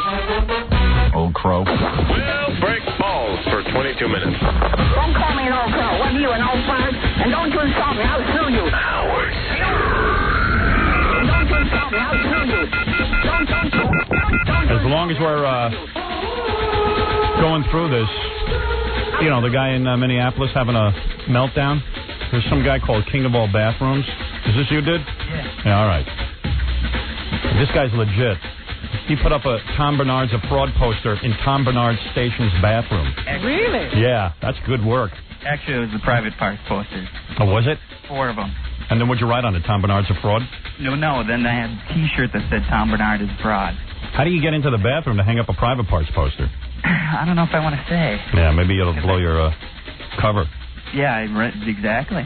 So you're working undercover for us? Oh, yeah. No, that's cool. Yeah. I like that. Oh, his life would be miserable very shortly. Yeah, I love making guys miserable who steal my act. I mean, really? What a phony baloney. Yeah. Unbelievable. But when I left there, I said, thank you for letting me use the bathroom, Baba Booey. Oh, really? And they threw you out? Yeah, well, no. She kind of just looked at me awfully weird. Then I ran. Yeah, she pretty wasn't wild. sure of what she was hearing. Yeah. So, thanks for that, man. I think that's cool. That's got to really unnerve them. Sure. Okay, I mean, they're trying to act like I'm not in Minneapolis, and they're ignoring me and all that, but they know I'm there. Oh, yeah. I don't know where am I on the dial in Minneapolis? Like, what number? 100.3. And where is he? He's at 92.5. Yeah. We're looking down on him. Yes. Look at that. Like, literally on the dial, we're looking down on him. Like that. Yeah. Sucking. I can feel myself sucking. Like I'm in a gay porno film. I'm sucking his listeners off his dial onto mine. I'm sucking and sucking and sucking his listeners away. Wow. Look at it. This is like gay porno. I need some gay porno music. You're above him. Yeah, I'm above him sucking his listeners off. Off the dial. Isn't that beautiful? It's wonderful. Yeah, it is wonderful. So you know what? I like this gay stuff. You're liking it. Yeah, I'm digging it. Thanks. Yeah. See how it can happen? Yeah. Our listeners are very aggressive when it comes to making other people miserable, you know what I mean? It's fun. And I like that. So, anyway, the big story in the news was this guy Versace. I said this earlier. This guy Versace was murdered in some sort of gay thing, they think. But now there's one guy claiming that it is a mob hit. Everybody was saying mafia to me yesterday, and I thought, why would Versace be involved with a mob? Yeah, why wouldn't Sammy the Bull Gravano get it before Versace? He didn't squeal on Gotti. Designers. They're not knocking off Sammy the Bull. I don't know what this guy's angle is on the mafia story, but from what they're saying in the paper is they think that Versace was the victim of a gay serial killer. Well, they did find the car that they thought the guy had stolen from his last victim. Yep. But they are also saying, Howard, don't you start to feel so smug and that you're safe. Yeah. They're not so sure that all of his victims were gay. Oh, really? Yeah. Yeah. They well, said anyway. everybody's in danger. Yeah, this is the first time a celebrity's been victim to a serial killer. And they did say that this guy who killed him used to go to, he used to prey on old queens. Yeah, he's supposed to be a very articulate, well-dressed, good-looking male prostitute. He's real good-looking. And he went to, he would go to bars and stuff and befriend a lot of these old queens, and these old queens are the first ones to have these gay parties. It's almost like the kiss of death. Yeah, and then, they're saying that the guy might have found out he had HIV, and it drove him over the edge or something, and, he just said, hey, I'm going to go kill all the gays, because he's probably a self-hating gay or something. But, it's not been like they could sit down and talk to him about this. This is me doing some pop psychology. And you know something? The only thing I can't figure out, and I said this earlier in the morning to Robin, yesterday, if you went to buy a Versace dress or a Versace item of clothing, literally, they closed down all the stores, which is the stupidest thing you could do. They could have had the biggest run in the company's history. As soon as somebody dies, people, all of a sudden, I don't know what it is about people. Human nature is just the stupidest thing I've ever seen. But as soon as somebody dies, people say, oh, my God, I got to have whatever this guy had. For example, when Roy Orbison died, everybody ran to the record store to get Roy Orbison records, and the next morning everyone woke up and went, what the hell was I thinking? I don't want this in my collection. You can plot the sales graph. Yeah. John Lennon dies, everyone runs out and buys every John Lennon album ever made. Every radio station plays John Lennon exclusively for a week or two, to the point where people are praying that Bob Dylan gets assassinated so they can hear something different on the radio. I mean, come on. There's something about human nature that goes, they can't even wait a week. I always thought this was odd. People will line up, literally, in front of a record store when Roy Orbison dies. Roy Orbison! Who liked him? But, you know, also the people who congregate at the house. Yeah. Who are those people? Did you see the picture of the beautiful woman in front of the Versace home? Just standing there? Yeah. What energy do they get? What unusual energy do they get standing outside of Versace's house? What is it? What's going on? What's going on? It's like they were hypnotized by death. But Versace employees should have said, hey, wait a second. The guy was all about sales. Yeah, I mean, this wonderful old queen is gone. We're not going to be able to recreate this wonderful artistry of his. What are we going to do? Let's open up the store and get rid of all this junk. Because they're wondering if the company will be able to survive without him. Yeah. The best dress this guy ever designed was the Elizabeth Hurley dress at the Oscars. My God. Elizabeth Hurley with her breasts completely glistening. You didn't even know who Elizabeth Hurley was No. until she showed up in that dress. She owes that guy. You bet. Thank you, Tim. Yeah, pretty wild. All right. Here's Stan. Stan. Here's a guy who just quit smoking, too. And what happened? You got cancer as soon as you quit smoking? Is he there? No. A lot of people have that. He's dead? Yeah. Scott the engineer quit smoking. Now it's sure kiss of death he's going to get cancer. Right, Stan? Yeah, both my brother and my father quit smoking, and my brother a year and a half ago died within 6 months from lung cancer. Yeah, Within always happens. 6 months of quitting? Yeah. Exactly. Yeah. Now, did he quit because he knew he had cancer? Nope, no signs of cancer. I had a complete physical, x-rays and everything. Wow. Quit smoking, and he was dead within 6 months. Yeah, because Scott came to me, he goes, I had to quit. I had to quit because I was waking up, I was feeling really lousy. It finally got to me. I had to quit. I go, you'll be smoking again, either that or you just get cancer in a month. It always happens. Well, I said out in the hall, Ganji was doing the post-rap interview. Yeah. And he said, how long before you think Scott will be smoking again? How long? And I said, he told us so he could start. It's better to cheat when you know, people don't think you're supposed to be smoking. Yeah, it always happens. Then he'll get Hi, my name is Scott Salem. Even my last name, Salem, is a cigarette. I have a cousin named Paul. Last name Mall. Maybe you've heard of him. I'll tell you, I wish there was a way that I could smoke while I sleep. I can't get enough of that sweet nicotine. The cigarette, I find, is my only friend. I wish I knew how to smoke with my rear end. My name is Scott Salem and I'm so serene when my lungs are filled up with smoke and nicotine. Cigarettes are my entire life. I'm never happy till I've got a bucket to ignite. I've got brown fingers and lungs so filled with crud. Brown fingers. My mucus looks like mud. I'm as dull as a clam.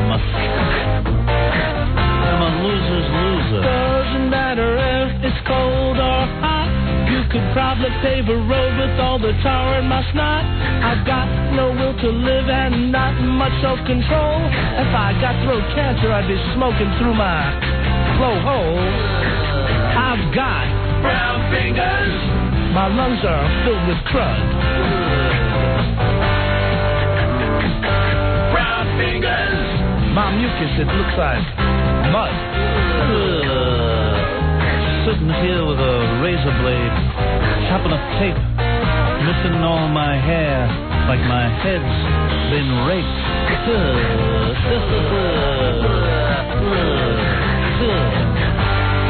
I've got brown fingers. My lungs are filled with crud. Brown fingers. My mucus looks like mud. Can't believe it. I've got good reason to smoke, it's pretty clear. I'm as dull as a wall and I've got no career. Got a big hairy butt but there's no hair on my head. I buy 2 cartons at a time, cause you have to think ahead. I've got brown fingers. My lungs are filled with crud. Brown fingers. My mucus, it looks like mud. Brown fingers. I say, yeah. How come I smoke so much? I get hard on everything I touch. Brown fingers.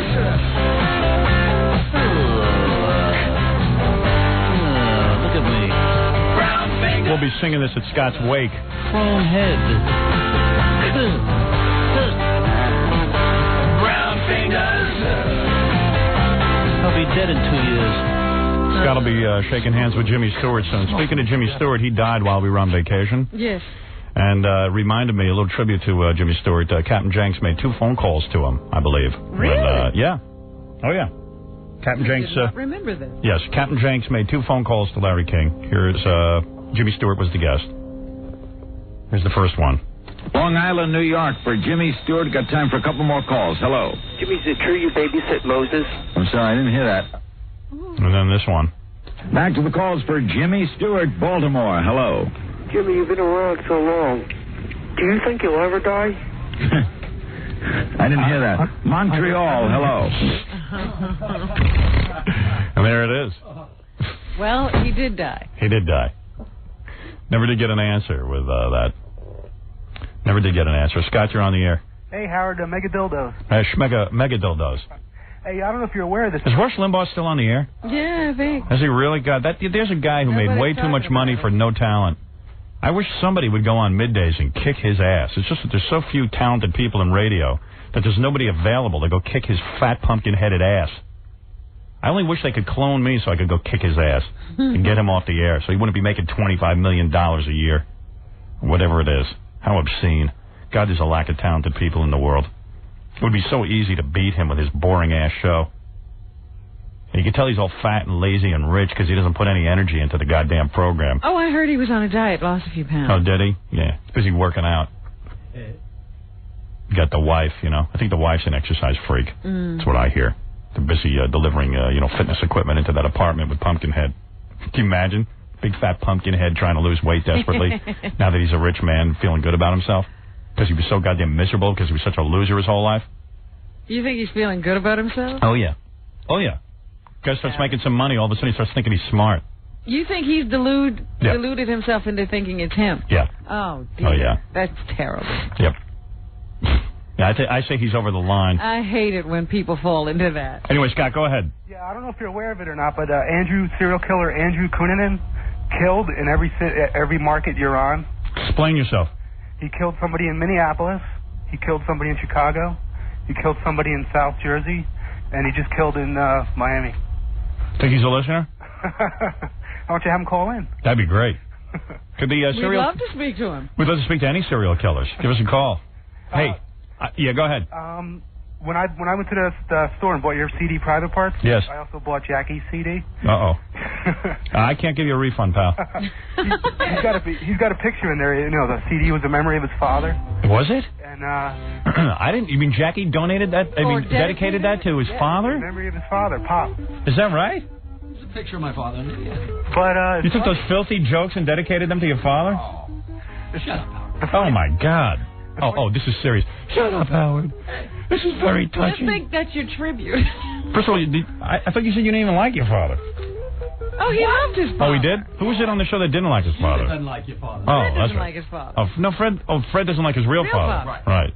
The funny part about it is, though, I didn't have romance with my father like Robin. I don't know that. You seem to wax poetic every time his name comes up. Oh, you loved your father because did he drink a lot? Sure. Yeah. Jackie idolized He's him. modeled himself after his father. Wasn't it your dad who moved his bowels in his dresser drawer yes, when he was drunk one night? Yes, I forgot. Jackie, here's a great story about Pops. Did you call him Pops? But you dedicated it to Pops. So who's Pops? It said Pop, I think. Oh, Pop. Did you call him Pop?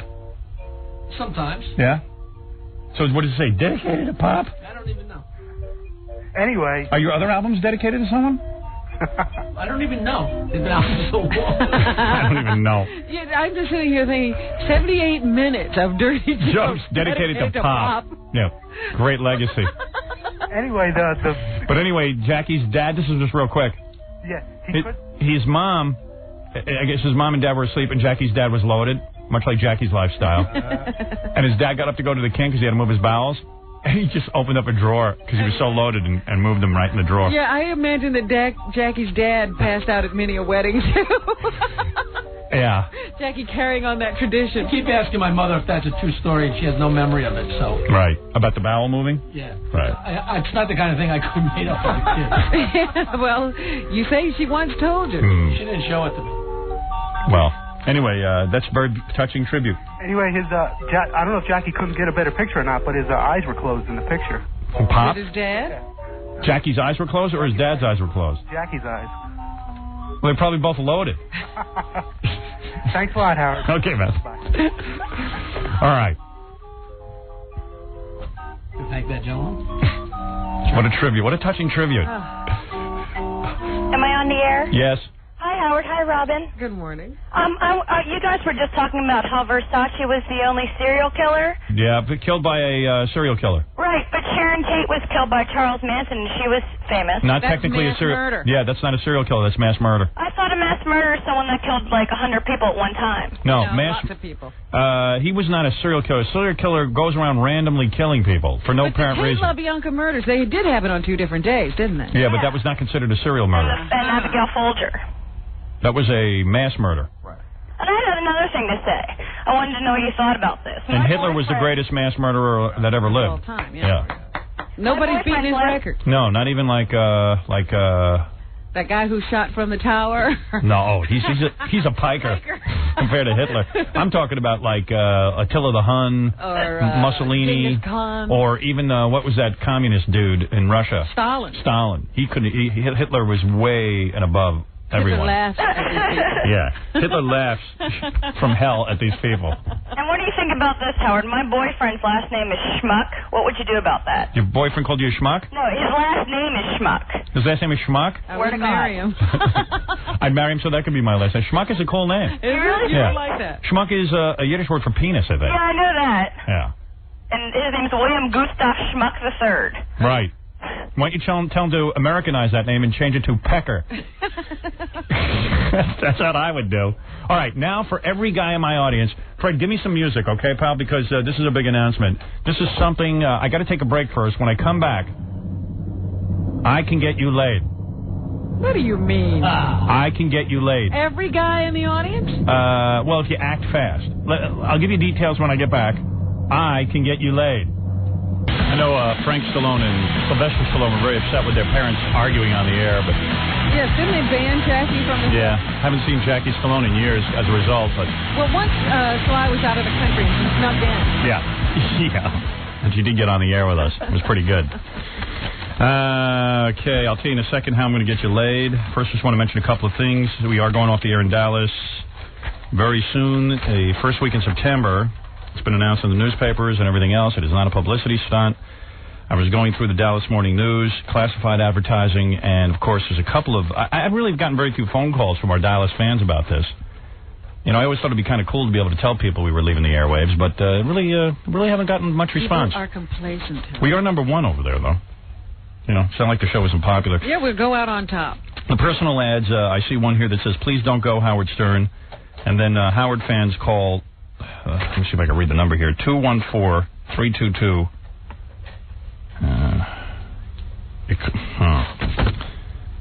You know, they actually printed this up that you can't read the number. The newspaper, they put a line through it.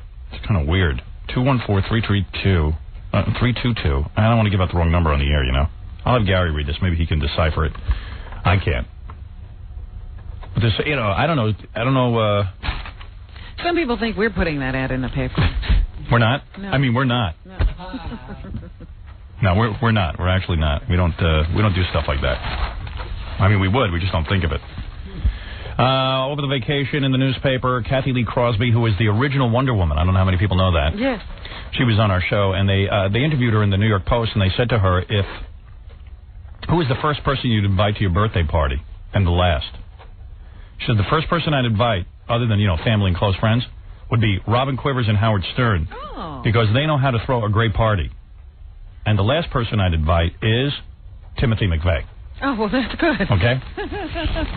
So imagine somebody, a celebrity, would like to have us to their party. Wow. Isn't that great?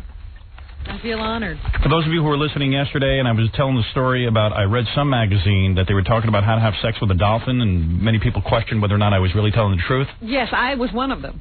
New York Black Book is the name of the magazine. You can read all about it, okay? I found the name of the magazine. What kind of a magazine? It's a new magazine. I believe it was their first issue. Is this a sex magazine? No, well, it deals with sexuality. It's not a sex magazine. It has a lot of different topics. It's got That's a cool... what I'm asking. Is it a sex-oriented magazine, or does it span the... Yeah, this is it. It's kind of a cool-looking magazine. Looks like a black book. Yeah, this is the one. New York Black Book. This one.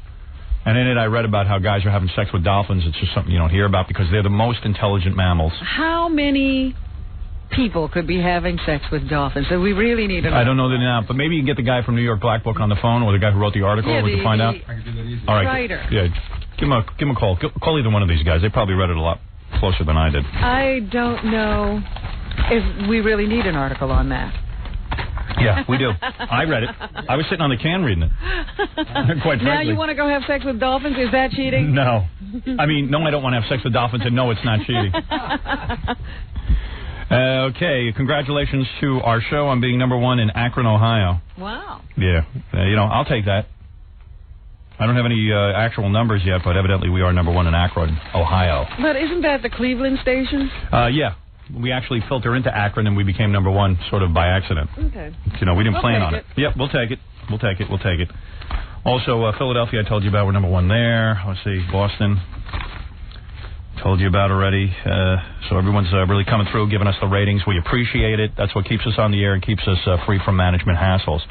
The more you support the show, the sort of the cooler we can be, and we don't have to deal with idiots like Tom and stuff. Keep the idiots away. Yeah, it keeps Tom in his place, our general manager, and all the general managers around the country.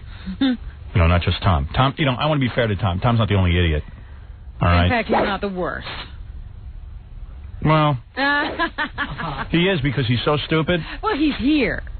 Don't what does that you think mean? It's because you see him, you're reminded of him more often than you are. Yeah. These general managers outside of the. No, some are mean. New York Tom's area. not a mean man. He's just so stupid that he doesn't understand what he has to do. But the other guys, they really can't get to you. I still say Tom's the worst because the stupider they are, the worse it is for you because they can't follow orders. All right. And they don't get stuff. They can't change their ways. You don't know who those other people are. Yeah. And also, I just want to say, if I see one more article about the subject of cloning and my name in it, I'm going to throw up. Every article on cloning is so unoriginal. It's all, hey, maybe cloning is a bad thing. What if there were 2 or 3 Howard Sterns? I've seen 50 articles like that. You're the worst person in the world. This Andrew Kukonin, Kunanen, or whatever his name Kukonis. is. Who's running around killing gay people. Let's clone him. Yeah.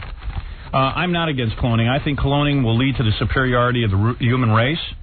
I believe that we will start to clone people who are superior individuals and will lead to further intelligence. Also, I'm one of those people who is absolutely for fetal experimentation. Excuse me. Yeah. Yes. They're going to develop a superior race. Yes. Which means we get eliminated. That's right. And we will evolve. For that. Yeah, it'll be the natural evolution of man. We will become greater. We will be eliminated. We'll be dead by the time all this is going on. In other words, see. So you're not worried about I'm talking about the future of the human race. Because if it happened tomorrow, they'd get rid of us, Oh, yeah. Well, don't worry about it. And most of these clones will be tan. They will not be black or white. To nothing. No, but the point is that it'll be part of our evolution. I'm not afraid of it. I'm not afraid of the future. I applaud the Mars mission. I like it. I like being an explorer. You sit here behind your desk. Well, I like the human race being explorers. And I like my tax dollar. I'm paying for it. And with the taxes I pay, I'm paying for most of that Mars exploration, right? You're so funny. I read they did do a survey. Yeah. And most people are very much interested in this Mars mission. Most people say they have seen some pictures and that they're following the story. They're very excited about it. They would even be behind sending astronauts to Mars. Cool. Because Christopher Columbus, everyone was against him. Look where we are now. Figure it out. Everybody said, hey, what do we have to go explore for? We'll go help the hungry. We're not going to help any hungry anyway. Screw the hungry. Let's see more exploration. I'm digging it. At least it's something fun to watch on TV. I love science. Yeah. I always have. I've always said explore everything. And also I'm for fetal experimentation. I was just reading over vacation that, they are taking these aborted fetuses, and they've actually figured out how to cure some new diseases. What was the disease? Well, Do you know? I know for a long time, Parkinson's. Isn't there a treatment? Parkinson's, and also there's some other thing that they're figuring out by...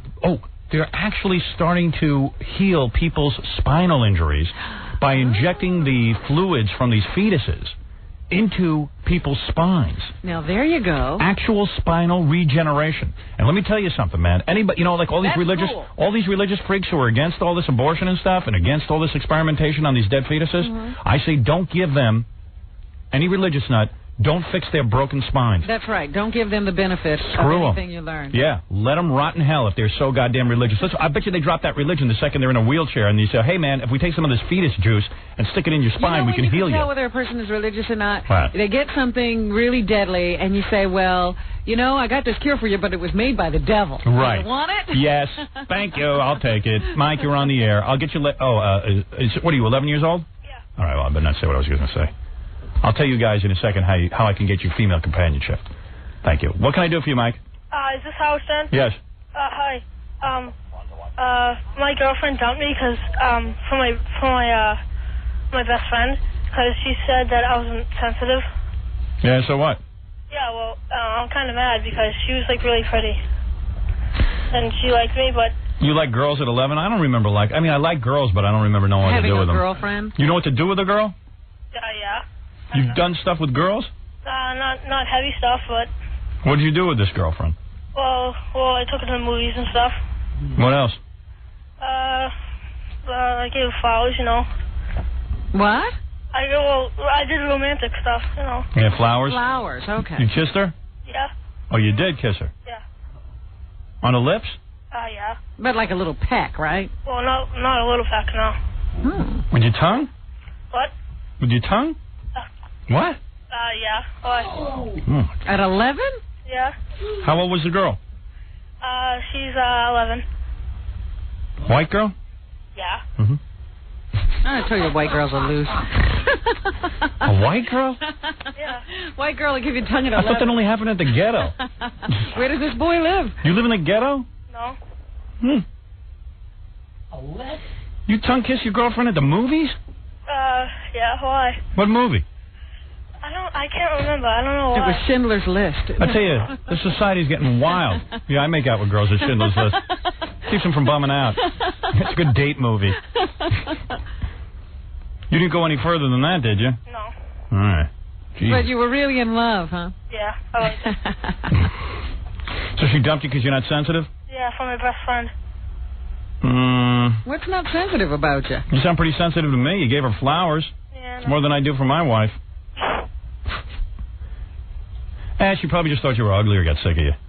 Yeah. You know what I mean? At that age, your interests vary very quickly. A lot of these 11-year-olds are immature. You know what I mean? Wait till you get older. It gets so much better. Don't hang around with your girlfriend with other guys. Can't believe your best friend took your girlfriend, man. That's low. Are you still talking to him? Yeah. I love that about guys. They pass around the same girl. You can take their girls and they'll talk to you. Don't worry about it. I'm going to teach you something at an early age that your parents should probably teach you. There are so many fish in the sea. Guys get caught in this trap of, thinking that they can't get another girl. You know why? It's because she left him. Right. He would have been sick of her in another week. Dude, what I'm telling you, man, and I'm speaking to you like a father figure. This is what I tell my own son. Just get right back up on the horse, get back in the saddle. You fall off, you get right back on again. There are other pretty girls. There's tons of girls. And you know what? What's wrong with being a free agent and just sort of hanging out? Don't let these women trap you into a one-on-one relationship. Yeah. Every guy gets insecure and they do it. Take it from someone who knows. Believe me, I've been in a relationship for over 20 years, dude. He got trapped. I didn't get, hey, listen, I love my wife and everything, you understand? She's loyal to me and everything. But there's plenty of fish out there. And I mean fish. You're going to understand what I mean, why they say fish. Oh, you Howard. You're just a little young. What, you think I'm going into a gray area? Just let him live a happy, innocent life. Don't turn him into a maniac already. Multi-broads. It's the only way to fly. Yep. All right? Life isn't over. You're too young for a relationship. You know what I mean? Like a one-on-one thing, man. I wait till I'm like 15, 16. I play the field until then. Before you tie yourself down. Yeah. 15 or 16. Right. Oh, my God. No, wait till you're 15 or 16 to, But like, you settle can down. date now. You can date. Date everybody. You should be the George Hamilton of your grade. Just sort of get a good tan and run around and date multiple chicks. And your parents know you're dating? Yeah. Yeah. Wow. Your parents are pretty loose. Yeah, I know. Who's your parents? They're downstairs. How old are they? My mom's 34 and my dad's like 40.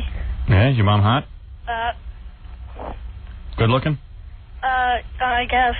You can't tell? No, she's my mom. Nah, you could tell. Do your friends come over and look at her and stuff? No. No, so she's not that hot. Is she She's thin? like a mom. She's skinny? Yeah. Yeah? She has a tan now. She does? Yeah. She wear a bikini or a thong? Yeah. Really? Bikini, yeah. She wears a bikini? And her belly is pretty flat? Yeah. Has she got a nice face? Yeah. No kidding. Looking. She's charging around in a bikini, your mom? Yeah. I'd give her flowers. Give me her address. I can be romantic. You're sensitive. What is she, a blonde? No, she has brown hair. Yeah, nice face. Yeah. Who's she look like? She look like Shannon Doherty? No, she doesn't look like any movie star or anything. Really? No. She ever wear like a bikini and high heels at the pool? Oh, God. No, not high heels. No? No.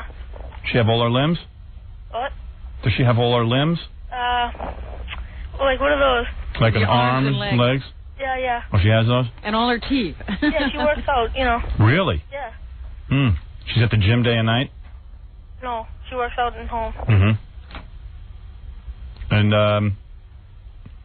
let me ask Robin a question. Hold on a second, okay? I got to block you out for a second.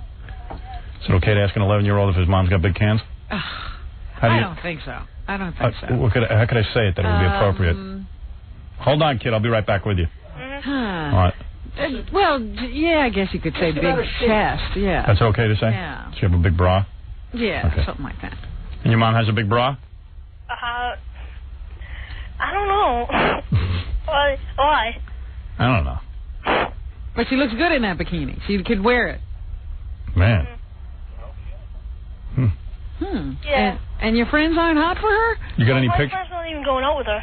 My friend's not doing anything with her. With your mom? No, not your girlfriend. No, did your friends come over and want to see your mom in the bikini? No.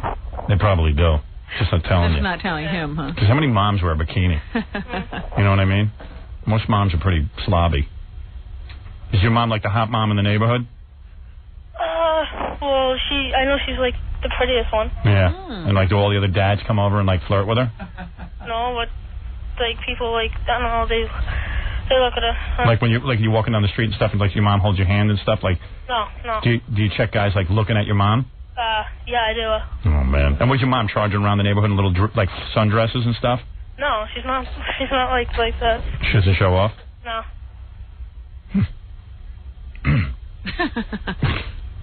What's the odds of me meeting your mom?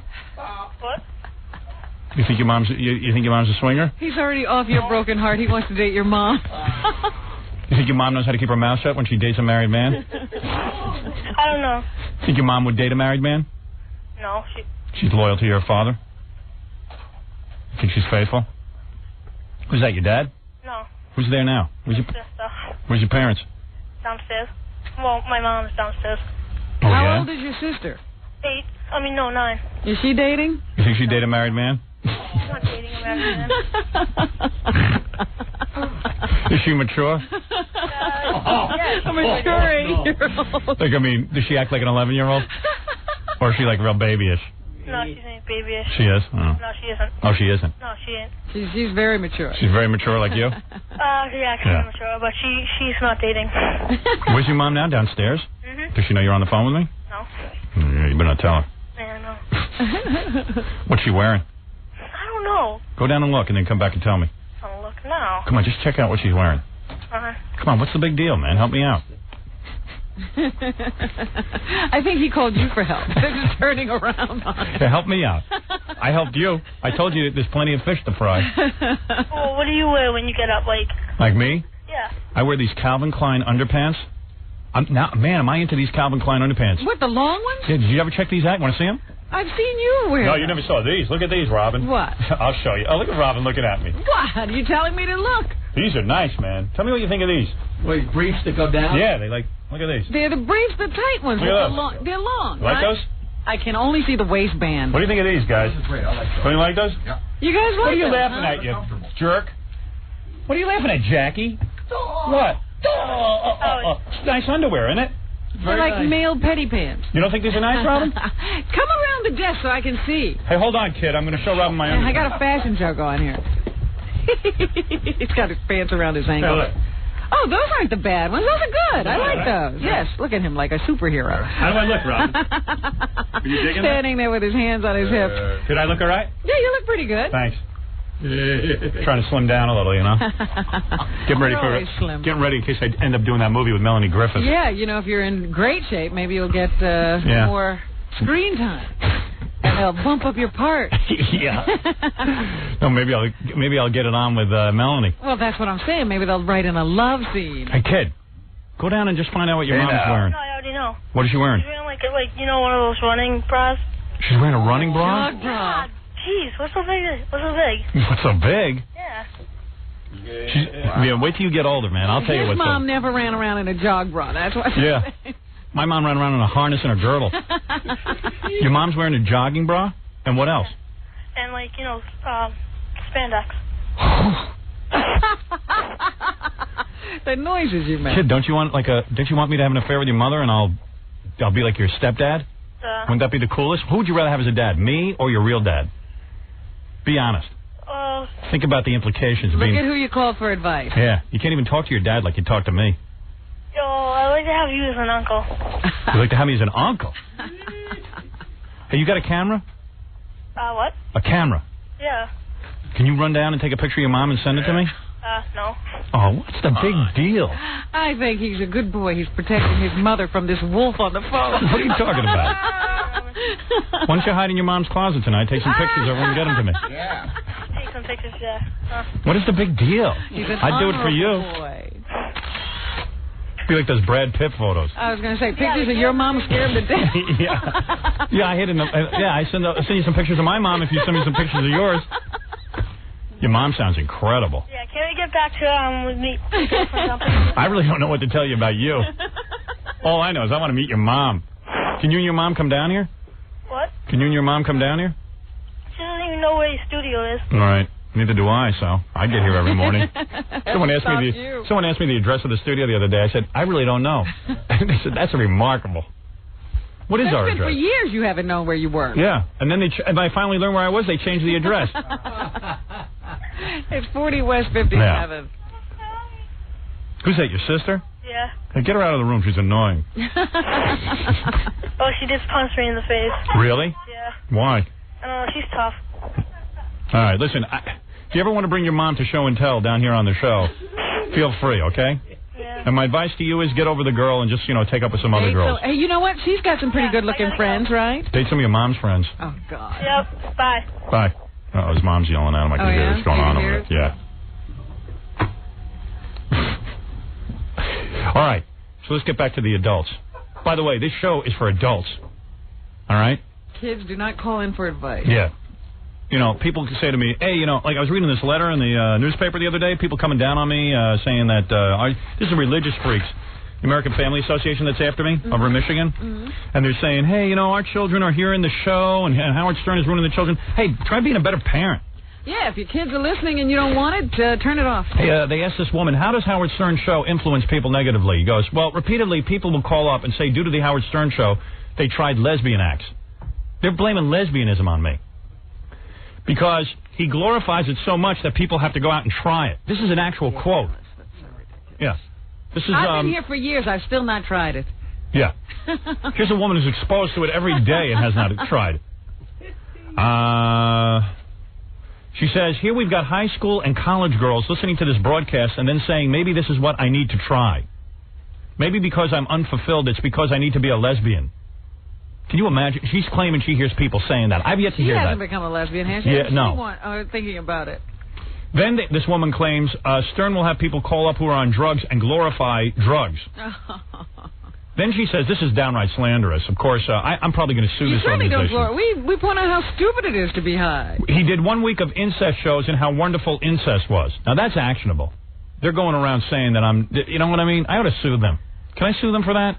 No. Of course you can't. What do you mean? There's a woman suing because her kid saw Mickey Mouse with his head off. But you can't. I can't sue for that. This impacts our community. It impacts our children. It impacts our future elders of the church. The whole community suffers. That's right. There won't be any elders. You keep this up. Several weeks ago, the Howard Stern Show aired a satire featuring a 7-year-old using a chainsaw on himself, accompanied by sound effects. I don't even remember what that was. Chainsaw on himself? I wish we had done that. I don't remember doing that. I don't remember. What would that be all about? I couldn't believe it.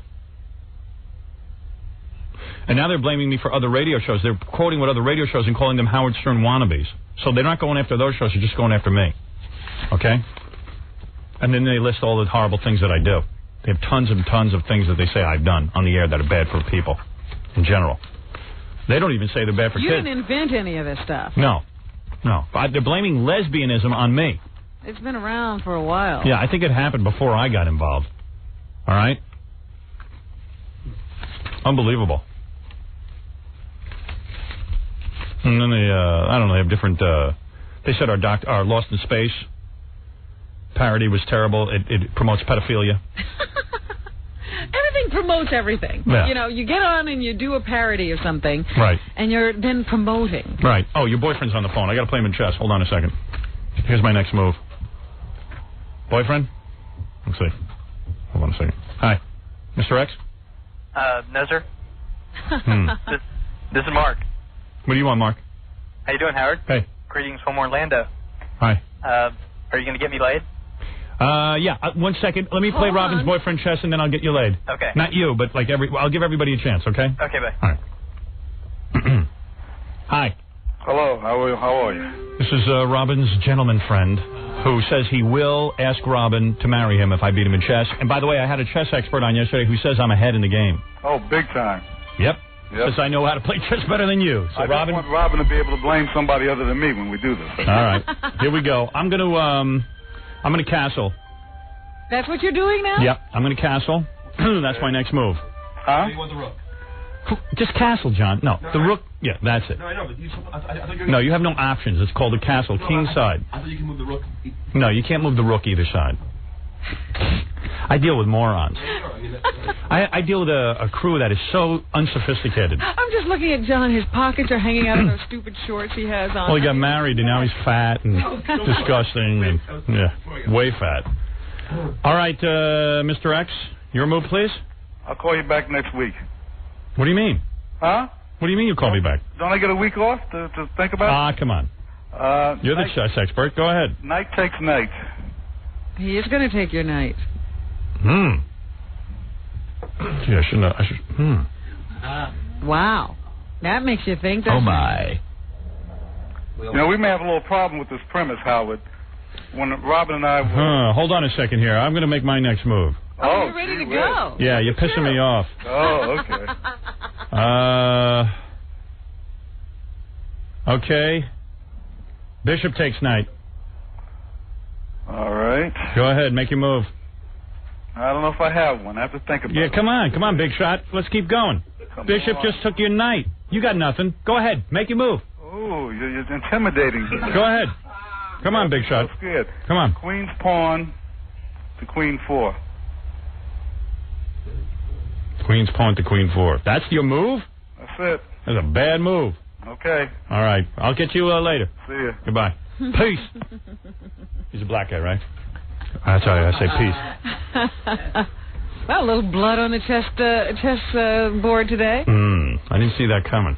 Oh, Howard. I didn't see that exchange coming. Really? Yeah. Crap. He's been trying to make that exchange for weeks. You were avoiding it. Why all of a sudden did you decide to castle? I don't know. It was a mistake. That was my mistake. I should have, You didn't even say anything about castling the other day. Nah, I thought it through, and I thought that was the right move. All right. I gotta think quick. All right. Bastard. Don't marry him. Looks like he wants a win so he can go out and have sex with other broads. He must have heard my conversation with that 11-year-old. Maybe you're making sense to him. Unbelievable. Yes, sir, to him. Goddamn believable. I want to make a political statement that all of my brothers and sisters have been subjugated by the white man. You have violated my wife. Well, you stink. You know what you are? You will never be a greatest, Jockey. You're the Antichrist. What? And now, the winner of the People's Choice Award at the Czech Film Festival. I'm sorry, what did you say? I said the Czech Film Festival. Oh, right. Yeah, that's pretty huge. Howard Stern. I am the winner. You are too, Robin, of the Czech Film Festival People's Choice Award, the first film festival our film was ever in, and we already took an award. Took the award. Took the award for People's Choice. According to the Daily Variety, Czech audiences went into a standing ovation for the film. You see, there was no negative baggage. Yeah, we unlike didn't have America's Press. You know, I just hope when the Academy Awards come up and the People's Choice Awards come up and all that they consider our film and realize that the people love it. Maybe we get some MTV awards. Maybe that's good, though. Clean up.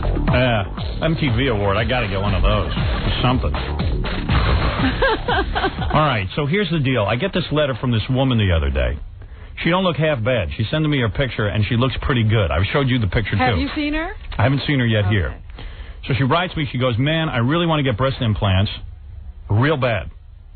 I'll do anything for any guy if he'll just pay for my breast implants. It almost sounds like a hooker. Yeah, it sounds like prostitution. Yeah, but I think that she would, like, be a girlfriend also. Well, she said sugar daddy. Yeah, she wants it, like, if a guy will take care of her, she'll do anything. She claims she has no gag reflex. She can even shove her fist down her throat. We're going to get a demonstration of that today? She also claims she was in some kind of car wreck, so she was... Well, that I believe. Yeah, she's a little mess. Have you seen her? Yeah. Oh, you have? I heard she's good looking even though she's dragging half the side of her body. Well, I'll leave it to your judgment. But bring her in here. Let me take a look at her. Drag her in here. Drag her in here. This is like the movie Crash, which I watched, which I thought was pretty cool. Yeah, maybe there's some people out there who really are into that. She's your girl. Chicks who are into car crashes and then they get all messed up and guys are still into having sex with them. It can happen. Guys are having sex with dolphins. I'd have sex with this. Why not? On the phone, she sounded pretty good, but Gary says when you talk to her in person, she slurs her speech a little bit. What is this music? This is a dragging in babe music. I guess. I like it. Well, what is that, Baba Booey? It's going to be a little while? Is she moving that slow? Yeah. Uncle Joe moving kind of slow at the junction? It's very Olympic, this music. Oh, man.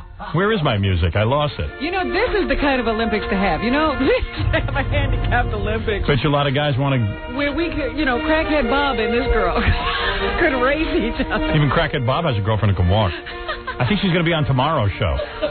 Not only that, we have this big new studio, and it takes people like a half hour to walk across. She'll never make it to the microphone before the commercial break. Gary, pick her up and carry her in. I'm sitting here waiting the whole goddamn time. She hasn't even made it to the studio. No, she's not even in the doorway. Bring her in. The green room. Help her. Carry her. Oh, for crying out loud, she's really moving slow. Wow. She's not bad, though. Now, this is great because she'll collapse by the time she gets to the... I think I'd do her. Man, but she's in bad shape. And she wants breast implants? That's the funniest thing. You think breast implants are going to change her outlook? All right, wait till she gets in the chair. Nice face. I see one arm doesn't hardly move. It's in a cast of some kind. Wouldn't you like to see a race between her and Crackhead Bob? I bet you she was real hot at one point before she got in the car accident. I'm sure. Look at that. Hold on, I can't hear you, honey, until you sit down in front of that microphone. Okay. I'm just killing time till you sit down.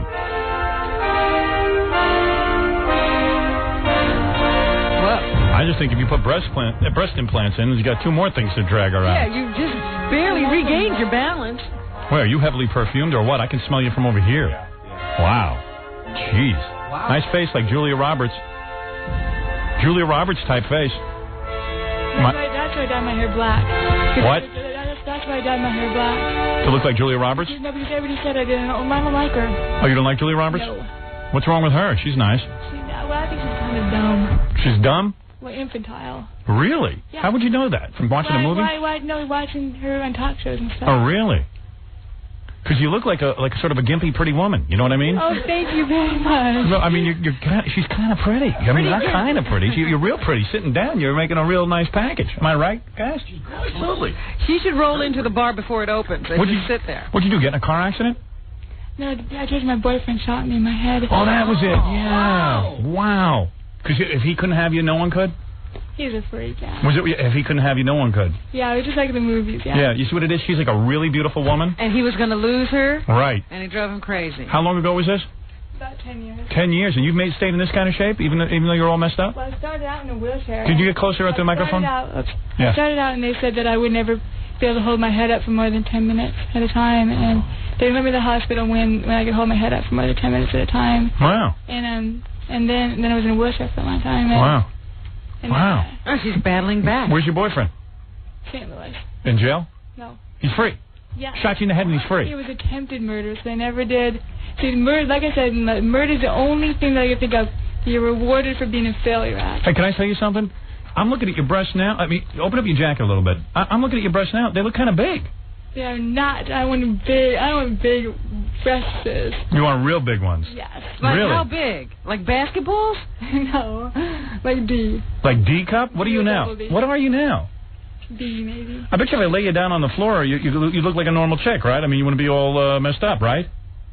I'm saying for a guy. You straighten out when you lay down. Right, you straighten out when you lay down, don't you? Where is I can't see her. Over there. Here I am. Oh, I need to get your autograph. I have a friend of mine. Honey, I know you were shot in the head, but you got to stay with me on this, okay? I love you, but you got to stay with me, all right? I'm trying to help you out here and get you your breast implants. Yeah. All right, guys. She looks like Julia Roberts. I'd say, what arm is that doesn't move at all? The one that's in the cast. No, left one. Left one doesn't move at all. It moves, but can you use it in the functional. sack? Can you use it in the sack? No. You can't. Have you had sex since your accident? Yes. Oh, you have. Oh yeah. And you move pretty good? Yeah, I'm fine. Really? Can wriggle around? I can do anything, but it's not slow. I mean, it's not quick. I do it slower. Well, that sounds better. My wife just lays there, so I'm thinking that maybe you can. You can't be any worse than that, right? No, my wife makes me do all the work. Oh, she says that's not true. Well, sounds funny though, doesn't it? You have feeling in your lap? What do you mean? In your private areas? Yeah. You have full area, full sensation? I have full sensation everywhere. Full control of your bowels? Yes. Oh, you do? You don't make in your pants? No. Oh, I find that sexy. Man, compared to you, Mary Jo Buttafuoco got off easy. But you got pretty woman face. You got Julia Roberts' face. I've seen Julia Roberts. You got her same identical face, and you got a great body. It's just that she really is, like, walking crooked. Yeah. Right? Well, I just got on the bus for 3 days. Oh. I haven't been walking. Oh, so you haven't straightened out. Here on a bus. Yeah. Oh, we're not going to pay for her to come here. Oh, my God. You know how cheap this show is. Oh, dear. Can operations help you? Can any kind of operation help you? Well, there is one that might be able to help my arm. But, see, I work out for 40 minutes on the Stairmaster every day. Gee, I can't even do that. You know, I know people who can walk regularly who can't make a Stairmaster work. You want to know something? I can go on the Stairmaster for 20 minutes. I'll go home and my wife will tell me to go upstairs and get something, and I can't do it. And I'm like, I'm not going upstairs. I'm tired. You're not a bad-looking broad. I bet your boyfriend was like a wealthy guy or something, right? Yeah. Who got obsessed with you? Well, he, I'm telling you, she must have been a knockout. Really cheap. Were you a model or something? Yeah. You were. So, guys, here's the deal. Let me put it to you this way. I got a girl for you here. So you can't get every guy laid.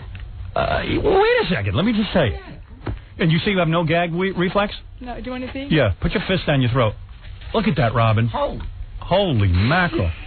Her whole hand. From being shot? No, I've never had. Oh. If you have a hot dog and swallow it whole. Yeah, really? get a banana or something, because I don't believe it. But I got something. Let me put something down your throat, and let me see if you gag on it, okay? No one. I know. Her hand is longer. All the people to shoot. You mean you could take a banana and put it all the way down your here? Here's a banana. I don't know about it. I've never tried a banana. Here, peel the banana, Gary.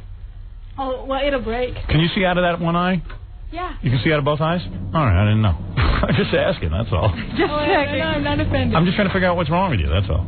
My left side doesn't work as well as the right side. I hear you. I can feel everything. Oh, but anyway, like you were asking about sex since the accident. Yeah. I have a double team guys with another girl, and we've done every position. Me with her, well, he behind her. Really? And the whole everything. Since the accident? Face, yeah. Everything. Wow.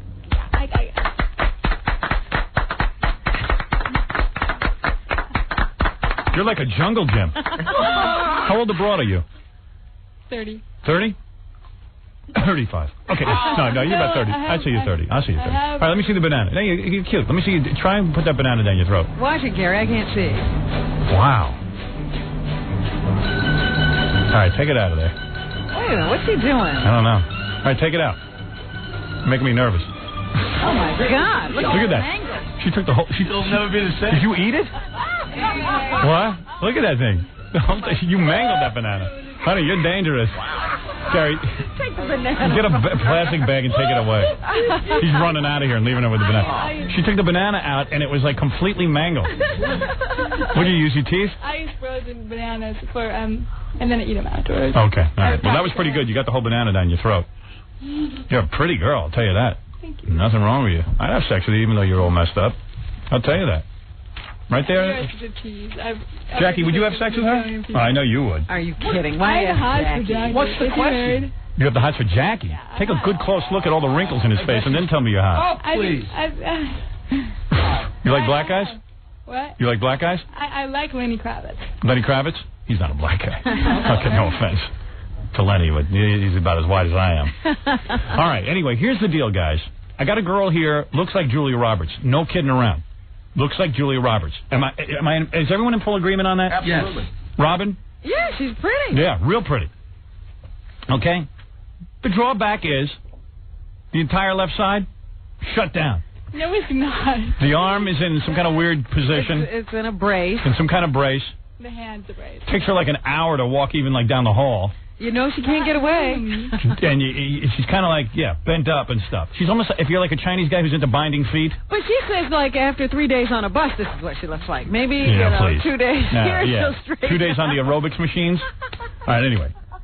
She's got no gag reflex, which means she can handle anything down her throat. She wrote me this letter saying her boyfriend shot her in the head 10 years ago because she was a model, and he couldn't deal with her leaving him. She wanted to go. He's also the father of my daughter. Oh, you got a daughter? Well, a lot of baggage with this girl. No, she lives with my parents. Oh, I was going to say, you're not raising a child. She's faster than I am, so I can't. Good. Okay, so you're pretty much free. Yeah. Okay, good. Yeah. Do you go visit the kid? Oh, yeah, I see her every week. Oh, good for you. That's how most people would like to raise their kids. Yeah, it's like I'm a grandparent before I'm a parent. Right. Which is what I wanted. Good. Anyway. That's good. I want that. Yeah. All right. Anyway, I could be a parent that way. Yeah, I could. To me, that's easy. So, okay, what you're saying is that you're in bad shape. Look like Julia Roberts. Get the whole picture, everybody. She's saying she wants breast implants. She can't afford them.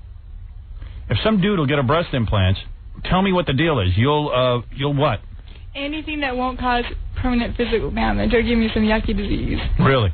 But you'll do the guy? Oh yeah. Really? And you'll be his girlfriend?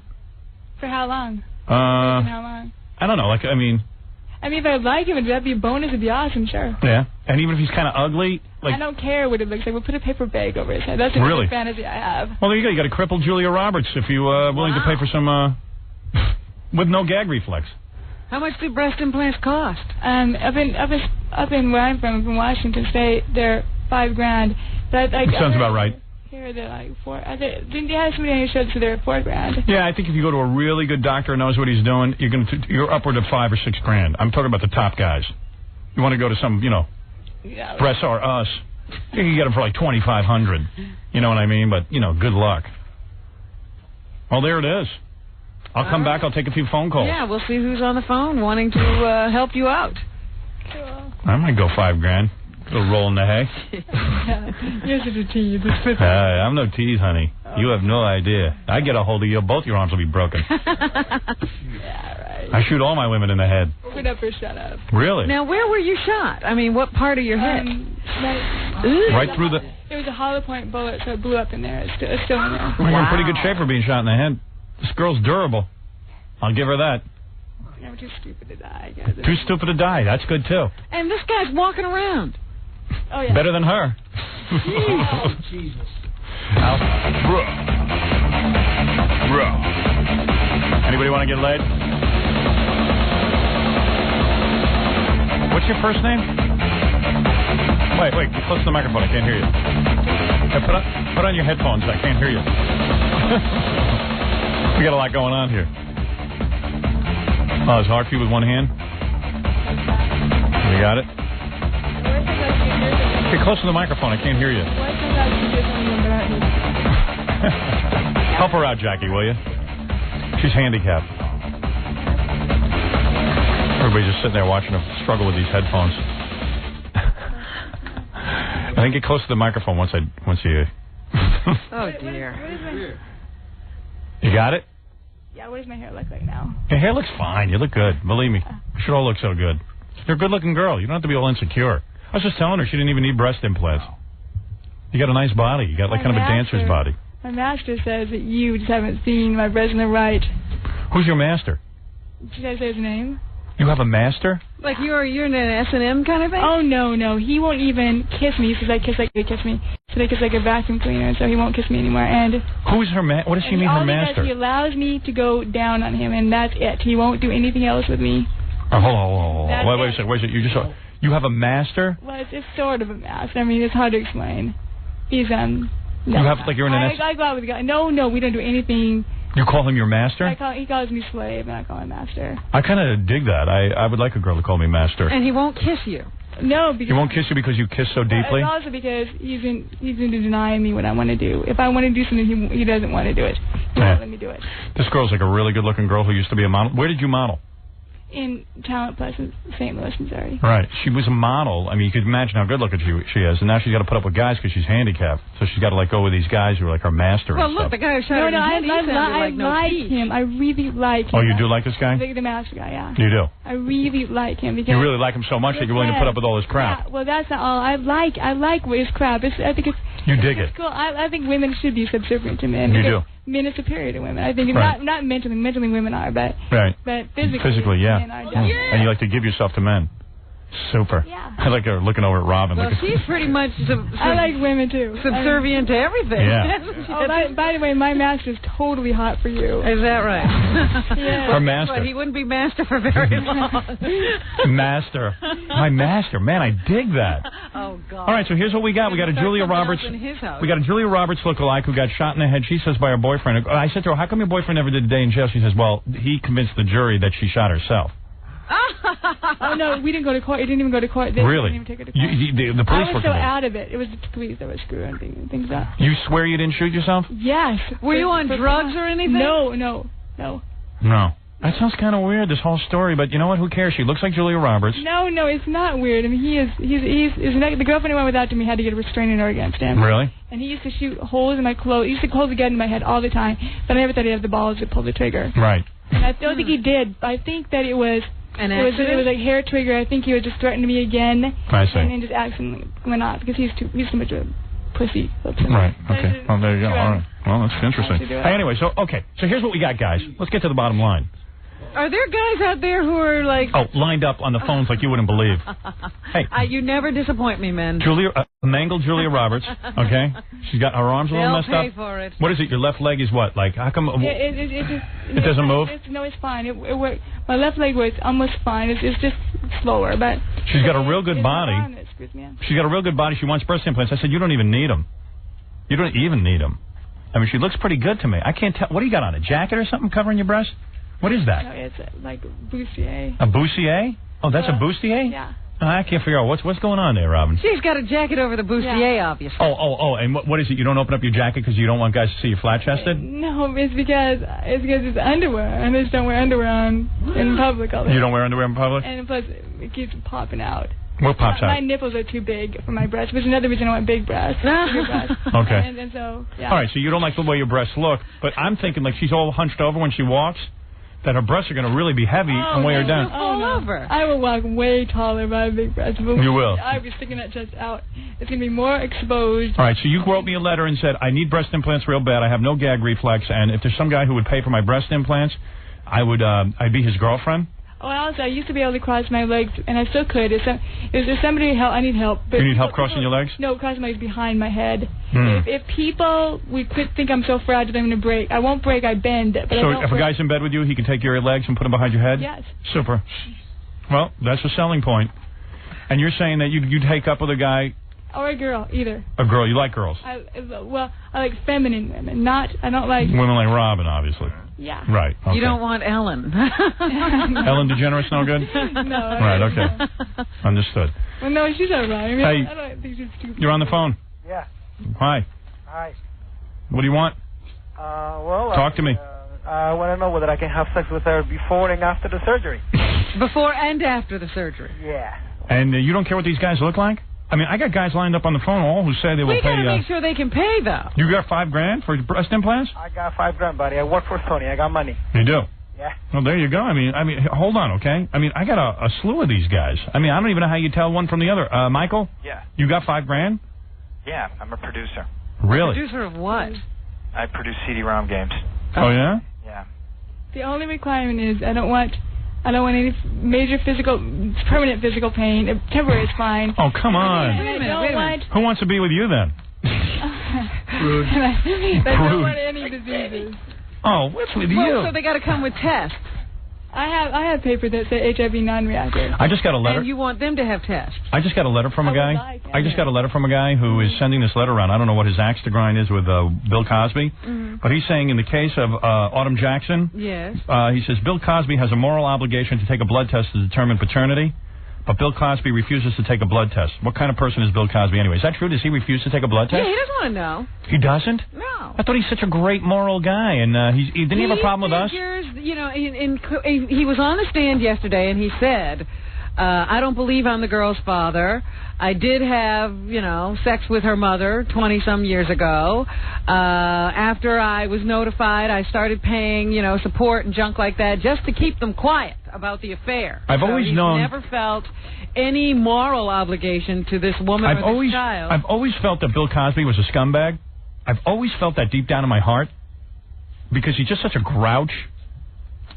And it is now confirmed. I mean, this whole phony baloney act. The best line of the whole testimony was that at some point, when the girl dropped out of school and asked for more money, he just got pissed off and he said, you people have been more trouble. No matter how much I give you, you've never given me one day of happiness. Oh, man. Well, how about there's a girl out there who doesn't know who her father is? Yeah. Hey, right on. Milk him for $40 million. I thought it was very funny, that attitude that you should give me happiness because I'm paying you. I mean, do the girl a favor and just put her out of her misery and take the blood test and find out if there's paternity there. And then take care of the situation, Bill. You're so worried about children with your Jell-O ads and your Mr. Family. You're worried about other people's children. Dude. Not ones you may have fathered. Yeah, dude. Put the girl out of her misery. Be a human being. I know you don't think much of me, man, but at least if I was responsible for getting some woman pregnant, or possibly, forget the woman. What about the kid going around saying, I wonder who's my dad? Agonizing. Obviously, this has, made this girl really what is it, Baba Booey? Girl. What? You know what really weirds me out about Bill Cosby? Yeah. It's like after, like in the 80s when he started getting really popular on that show, you'd see him in the news all the time, and he's always talking about what comedians should do, right, and what's good and what's bad for the black community. Don't talk dirty. So after this whole thing happened, right, that movie Booty Call came out, right, and he said that he doesn't like that expression, and he thinks it's wrong, and it's a bad, thing to do. In the he does, huh? But what was he making with that woman? A booty call. A booty call. He did a booty call. You can make booty calls, just don't talk about it. You should make movies about booty calls. Right. Every time the guy made a booty call, he should just shut up. Instead, he's telling them that's a bad movie for the black community. That's exactly right. Because he's influenced by things like In fact, we should do a movie called Booty Call starring Bill Cosby. That's right, not Leonard Part 6. Right. Oh, man. And remember when Eddie Murphy got the call from Bill Cosby? Yeah, I always love Hey, that. Eddie, don't talk dirty. Eddie should call Bill Cosby right now and say, hey, dude, what are you doing? Making booty calls? Do the right thing. Do the right thing. Man, if I knew you were like that, I'd have had you up to Bubble Hill. Right, yeah, but we didn't know you were into booty calls. You got to get the test, bro.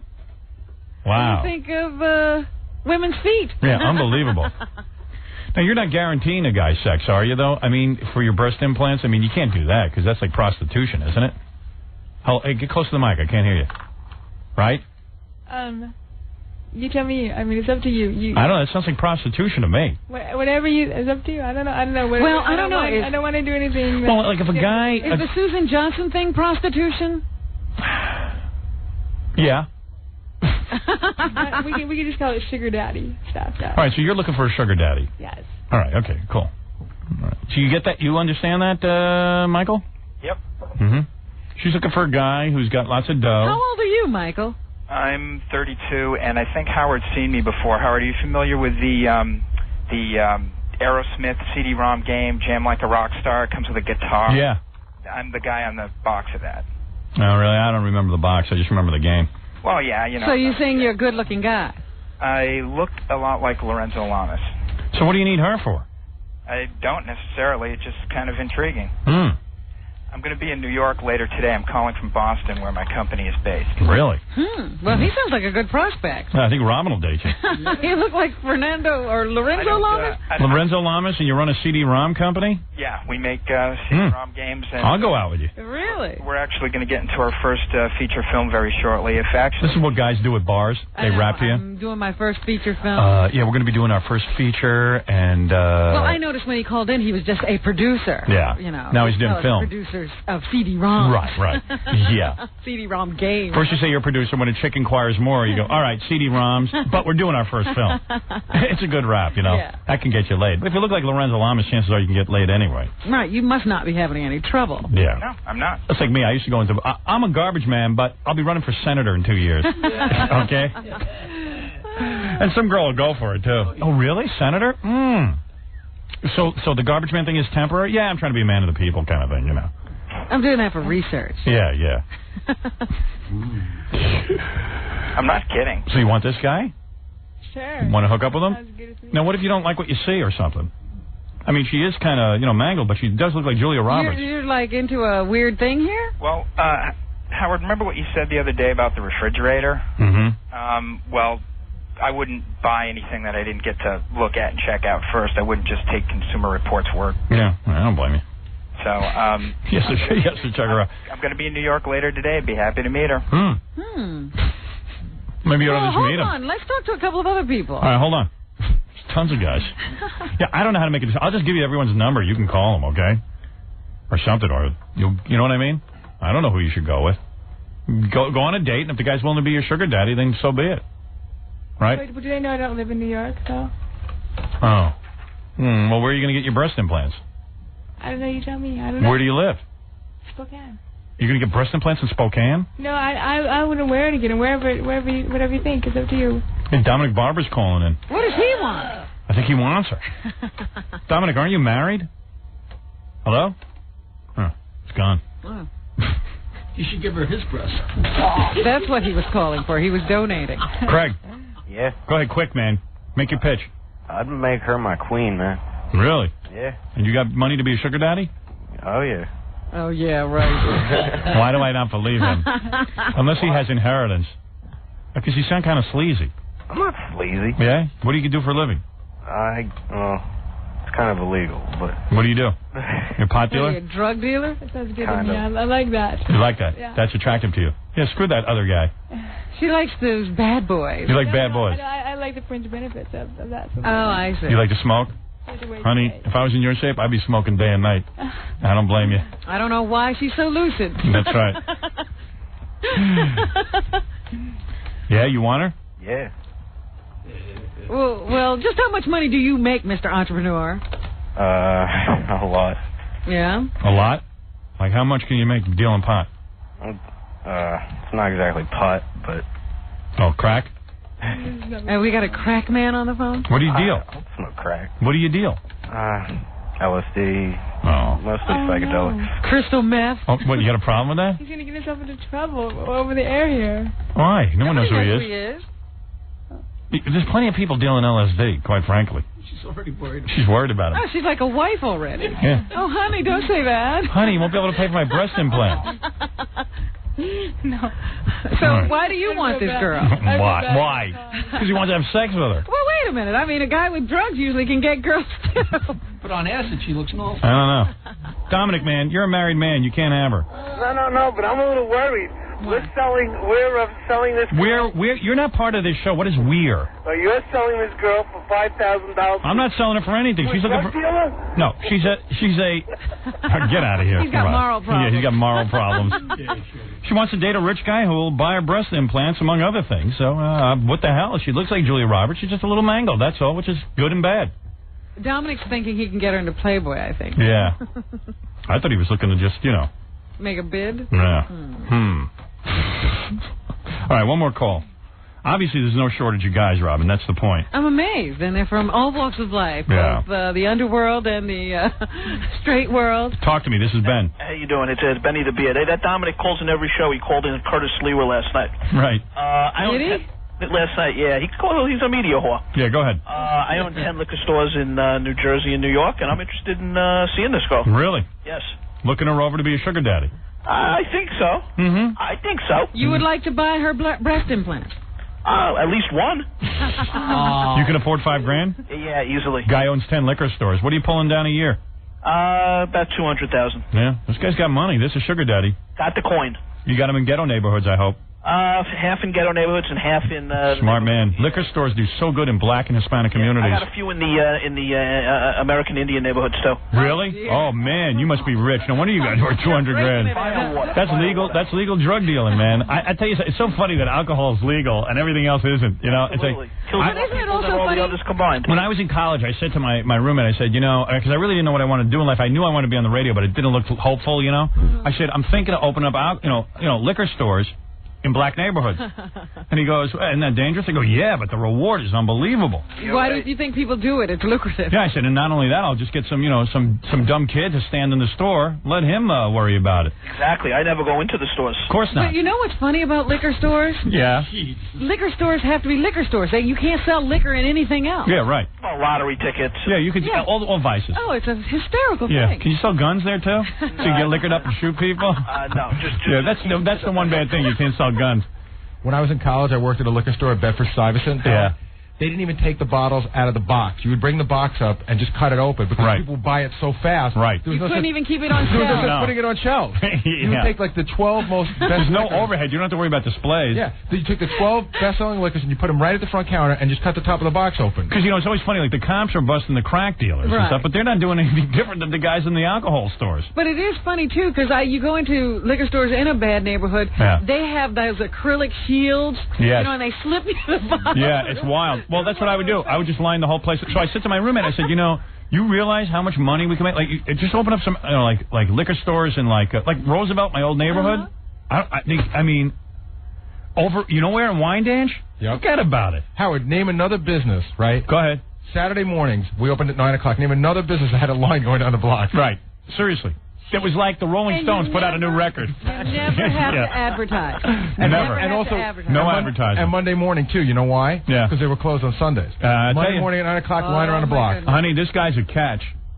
I have no problem with moving to New York. I just You're already moving in.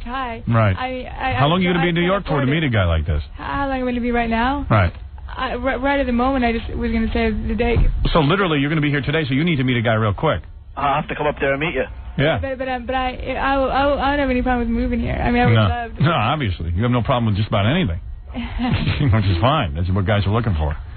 How did you miss her? I don't know.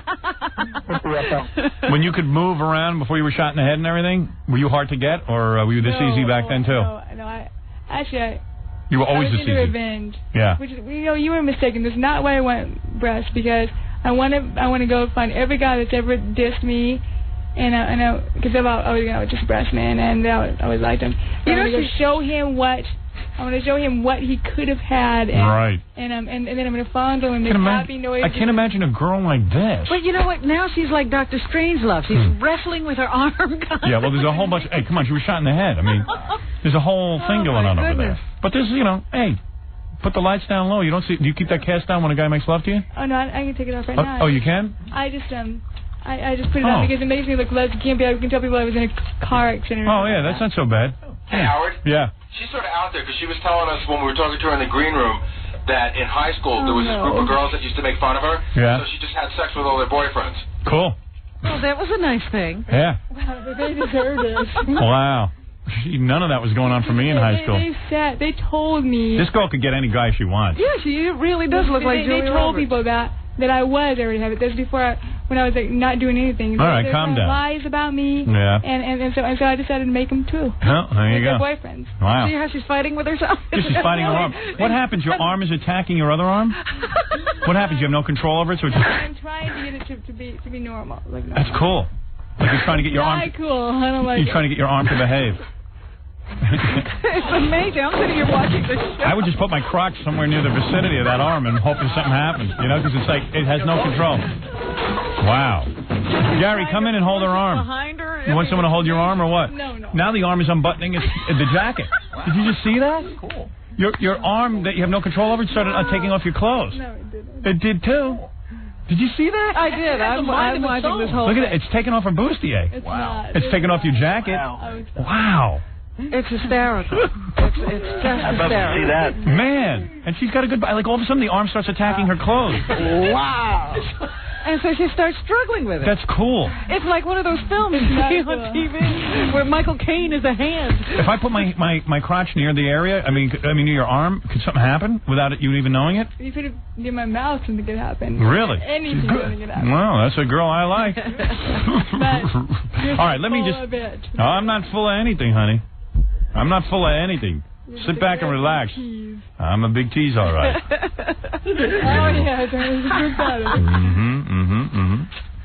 I'd like to throw you in a pool. Oh. It's like your arm has Tourette's. I like that. Does your leg do all kinds of wacky stuff, too? No. No, too bad. Okay, so, hey, this guy has liquor stores in black neighborhoods. 10 liquor stores and wow. Indian neighborhoods. Hey, in a week, how much can a liquor store bring in terms of gross profits? In a black neighborhood? 100,000. What about Hispanic neighborhood? A little bit less. A little bit less? Really? Yeah. Mm-hmm. A little bit less. Black neighborhoods are the most profitable. What about American Indian? Better or worse? Well, there's not as many American Indians as are Native American blacks, so it's again less. Right. There's more volume with the blacks. Exactly. Mm-hmm. And the Indians, they pay with beads or they pay with money? The blacks definitely celebrate more. They do. They celebrate everything. A Monday, a Tuesday, it's a Wednesday. See, it's a great business. Like, you have black guys come in, they were celebrating. Like, what holiday is it? They come in, they say it's a holiday. It's Monday. I got through the weekend. Actually, they said they were celebrating the race. I said, what race? They said the human race. Wow, and you don't go into the black neighborhoods yourself? I only come in an armored car and pick up the coin. Right. Oh, my goodness. Yeah, I got a friend who does that, too. I'm telling you, man, that is a great business. Absolutely. Absolutely. As long as you can stand to do it. Yeah. What are you, a Jew? Yes. Yeah, that's what I thought. All right, well, there we go. A blood-sucking Jew? Yeah. What's the number one booze in the black liquor stores? Johnny Walker. Yeah. Really? Yeah, Johnny Walker Red. And a lot of the malts. Malt liquor, All the yeah. malts. All the malts. Yeah. You name it. Malt liquor in the black Carrying community. those 40s, yes. Yeah. Oh, my God. There's a What brown is it paper about bag malt shortage. liquor? Black guys love malt liquor. Roosevelt. They love Cools and malt liquor. You sell cigarettes, too? Yes, we do. Wow. What's the favorite black cigarette? Cools? Cools. Also, Cools, yeah. Yeah. Yeah. Cools are like the white man's Marlboro. Yeah. Yeah. Yeah. But I think alcohol kills more people than all the other things put together. Absolutely. How many stores get held up in an average week? Well, I've only had, in the 17 years, I've only had 3 stores held up. You know why? Because you just say to the black people, hey, you want us to close up our business Exactly. and go away? You get no more You alcohol. want to keep the liquor store. That's right. Everybody behaves. All the other stores get burned Yeah, out. you don't need groceries. We're okay. We'll take away the Johnny Walker Red. In the New Jersey stores, we do sell chips and that kind of stuff. Mm-hmm. And you have pork rinds. Oh, man. No, a lot of ethnic groups like pork rinds. There's nothing wrong with saying that. It goes well with liquor. Right. It makes it salty. Salty It makes stuff. them soft. That way you can get more drink down you. You get thirsty. Help you forget the white man. Johnny Walker Red will help you forget the white man and his Exactly. abuses. Cheetos a big seller? Cheetos, they have the new ones. They have the new nacho Cheetos. Oh, my God. Actually take out the cheese. You are a riot. They took out that cheese, and now you got the nacho Cheetos. Yeah. Let me ask you something. Yes, now, yes, you sell mostly small bottles of liquor, though. Yes. Like the pints, right? Right. Well, sometimes we do sell full bottles. Yeah, it's sad because if a guy really thought it through, but alcoholics don't really think it through. Right. If you think it through, you buy the big bottle, you get a lot more for your money, But they usually don't. yeah, it's usually bought on the installment. It's the same thing with the chips. A lot of times they come in and they buy the Small bag. They might buy the small bag, and then they come back and they say, I wish I bought the big bag. Yeah. And they come in, they bought the big bag, and they ate them all, and they come back and they say, I wish I bought the small bag. I don't know why more people don't buy liquor stores in let's say, Black and Hispanic communities. You know why they don't buy the big bottles, Howard? Why? They used to watch this every day. Because you can't hide it in a bag? No, here's what you do. They would buy a half pint, would be like, this is going back to 1979, but a half pint's like $1.85. Well, something's never changed. So they get that, and then they drink it, then they go and panhandle another $1.85 and get that. In other words, they don't want to panhandle all the way up to $15. Right. But that's true, Gary. That's very true. Gary knows a lot. Gary has worked in every industry. Gary, Do you would realize like to come work for me? You realize what Gary'd be doing if I didn't take him in? Howard, the liquor store was the funniest place I ever worked because people just had to have it. And we'd be closing at 10 o'clock at night, and when we'd be locking the door, and they'd beg us to please open the doors again. Right, please. beautiful. It's a beautiful They're business. drug dealers, just like any other Yeah, drug dealer. you don't even have to stock the shelves. Gary's right. Well, if they do make pot legal, we're ready to go right into it. Quite frankly, clearing space right now. Right. Quite frankly, aren't liquor stores like the ugliest stores you've ever seen? Yeah. There's no design, no nothing, just stack that booze. We have pictures up. We have those clocks with the Budweiser. Yeah. Hey, that's not. What are you putting down the store for, man? That's nice. Logo. That's nice decorating. Looks like Scott DePace's apartment. He's decorated with all those clocks and shot glasses. All right. Hey, anyway, I don't know how to hook you up. You know, like she's here. She's looking for a guy. Can I leave my number? Yeah. Maybe you guys can hook up for lunch. You want to hook up with this guy? Sure. I mean, he sounds like a great guy, and he's in the right business. I want to ask you another thing. After I get this done, can I come back here? Yeah, sure. We'd love to see the work. Yeah, but I haven't seen them before. I don't want to critique on this. I know. But you know what? Just let me see you in your bustier. Let me see your chest and your bustier. Can you open up that top? I'm trying to see what you're complaining about. Yeah, I mean, but you got a nice little cute body. I don't know. Are they that bad, Robin? No, they're perfect for her size. No, they're not. She has no chest. Yeah, all right. But get a C cup. Don't get a D. I would love to look like that. How much you weigh, honey? 121. 121? How tall are you? 5'5". 5'5"? 121? A C cup will be... I wanted... Those things are going to look like udders on you. They're going to be tight, you know, those like... Yeah, they're going to look ugly. They look like Pam Anderson and Heather Locklear. If you go to a real good surgeon, he'll advise you to get a C because it'll be more than enough. Yeah. Yeah. Because little. your breasts are going to look all tight and uncomfortable in a D. Wear your C's for 2 years, let them stretch out, and then go graduate to a D, okay? That's my advice. 125, now that includes the crutches? Is your weight? No, okay. All right. Hey, dude. Yeah. All right. Hold on, we'll get the number, okay? All right, hold on. All right, look, by the way, this is not prostitution. I mean, I want to make that clear. You don't have to have sex with any of these guys. But if you hit it off with them and the guy wants to pay for them, fine. Okay? All right. You don't have to do anything you don't want to do. Unless you're with me. Then you got to do whatever I say. There isn't any. All right, well, anyway, what's your name again? Jolene. Jolene. That's Jolene, everybody. All right. It's a pleasure meeting you. A lot of fun, Jolene. I hope one of these guys works out for you and you get your dream come true with your breast implants and everything else and you find yourself a sugar daddy. She wants him bad. Yeah, she wants him bad, and she does look like Julia Roberts. There's just no denying it. I'm not making that up. Nope. Nope, she looks like her. So, oh, wait, I got a plastic surgeon says we'll give you breasts for free. Oh, wait a minute. Who's this? You might not have to do anybody. Dude? I mean, Doc? Doc? Hello? Hello? Are you really a plastic surgeon? Yes, sir. How much you charge for breast implants? $5,000. So you're a good guy. What does that mean? Are you a Manhattan guy? I'm in Long Island. Oh, yeah? I'm out in the Hamptons and in Levittown. Why are you giving them away? Well, I walked into the office today. My anesthetist listens to your show. Right. And told me that there was someone in need. Wow. Who had, cool. Some type of trauma. You want a plug? What's your name? Pro bono breast implants. I'm sorry? You want a plug? What's your name? Steve Palumbo. Dr. Palumbo. Yes. Wow. When? Sign me up for this. You ready? Yeah. You could have it today. You single, Doc? No, I'm not. Oh, too bad, because you could do some stuff with her, too. If you wanted to. Hey, that's pretty nice of you. Thank you. I'm not. I haven't been listening. What do you do, the silicone or the... No, saline implant. Saline implant. Yeah, that's safe, too. And where do you go in? Of course, we'd have to examine the patient and make sure she was a candidate for it. Right. I already had that. She had some trauma or... Yeah, she had some head trauma. She's all right. I checked her over. She's fine. Her body's fine. She can take it.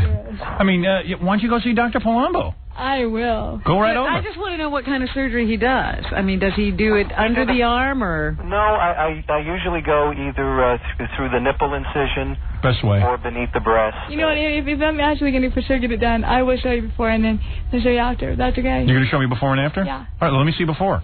Go ahead, pull those things down. Let me see. Oh, yeah, you definitely need them. Let me see those. Yeah, I got bigger ones than you. I think so. Dr. Palumbo, I would recommend a C cup in this girl's case. Cannot be recommended. Yeah, I mean, did you see You know those what? things? I had no idea. That bra hides a lot. Yeah. What was that? Yeah, right. Yeah, you definitely need it. You need. So go see Dr. Palumbo. And Doc, you haven't killed anyone, right? Not yet, Howard. Good. All right. Well, that sounds pretty good to me. What's the matter? You laughing at her breast? Oh, Robin, just because you got beauties. Look at Robin. Oh, you better get him then if Robin's You're laughing. going to hell, Robin. You think they look that bad? Come on. Robin. What is that? They're that bad? They're that bad? Well, we better get you fixed up. She's making you feel bad, isn't she? No. She's not? No, You think they're that bad, too? Yeah. I didn't think they were that bad. I didn't think that bad, but I think she... Oh, Doc, you got to go to surgery? I'm sorry, yes. All right. We're about to start a case. I'm going to start. Doctor, this is an emergency. Hey, Doctor, Robin says this is an emergency. I never saw her. Hey, Doc. So when are you going to... You can squeeze her in? Can she come see you today? You know what? I'll put the secretary on. She can make an appointment. All right, let me speak to her. I'll hook them all up off the air, okay? Okay. All right, Dr. Palumbo over there on Long Island saying he's going to give her free breast implants. I'm so happy. Holy. Wow. No, people would do. Let me see those again. I didn't think they looked that bad. Let me see them again. I've never seen a person. They're not that bad. No. I mean, they're not, you know. He looks like Johnny Weissmuller. Yeah. Where's Johnny Weissmuller? What? Yeah, they're being cranky, man. Robin's just being a show off because she's got such beautiful ones. She had some work done on hers too. Well, what are you laughing at? They looked fun. I mean, you know, the bra is deceptive. Right. Oh, all right. Listen, so we got Julia Roberts with flapjacks. So listen, go over to see Dr. Palumbo, man. And by the way, I don't know how good a doctor he is or anything, but you know, he's got 2 offices. How bad could he be? He never killed anyone. You might want to check him out. I do want to check him out. You do? Okay. All right. So Gary will hook you up and everything. I got to take a break anyway. This has been a very trying ordeal. Well, look at you. You're laughing at her breast like that. Woman was shot in the head. I was shocked. I mean, what's the matter with you? No, don't use that for... Did the guy shoot you in the breast? I can ignore this. Yeah, no, you're fine. All right, so hey, this worked out for you. Good, because you spent 3 days on a bus. That's really nice, Dr. Palumbo. That's wonderful. All right. Now you don't even have to go out and have sex with guys. That is not a negative. Right. I think she's really into sex. Well, come back and see us after Dr. Palumbo puts him in. My choice. If you decide to go with Dr. Palumbo, I mean, it's totally your decision. I've decided. You have already decided. Oh, yeah. Do you want to check him out as a doctor or anything? No. No. I wanted to do it now. Watch, Dr. Palumbo won't even be a real doctor. He'll just be like a guy who just like says, hey, what the hell? I just put some implants. No, he sounds like he's legitimate, but check him out, okay? All right. How do I check him out? Go over, see he has a real office. Yeah, you go make an appointment and go talk to him. Yeah, talk to him, and if he, see some of his work. Yeah. Talk to former patients. Like if he says, well, I'm going to put 1 on your back and 2 on your chest, and you know he's not for real. Of plastic yeah, right. But if he seems like he's legit, do it. And we've seen what you got. It couldn't be that much worse after surgery. And let Mr. Liquor Store drive you there. That's very true. I'm writing a book about it, actually, Robin. Your sexual abuse? Sexual abuse that I suffered as a child. A lot of people can relate to that. You know, it was ugly. And I didn't know what was going on. I had no idea what was going on. I was confused. Nobody to blame but you. Yeah, it was pretty bad. It was pretty bad. It's a horrible story, but I'm saving it for my book.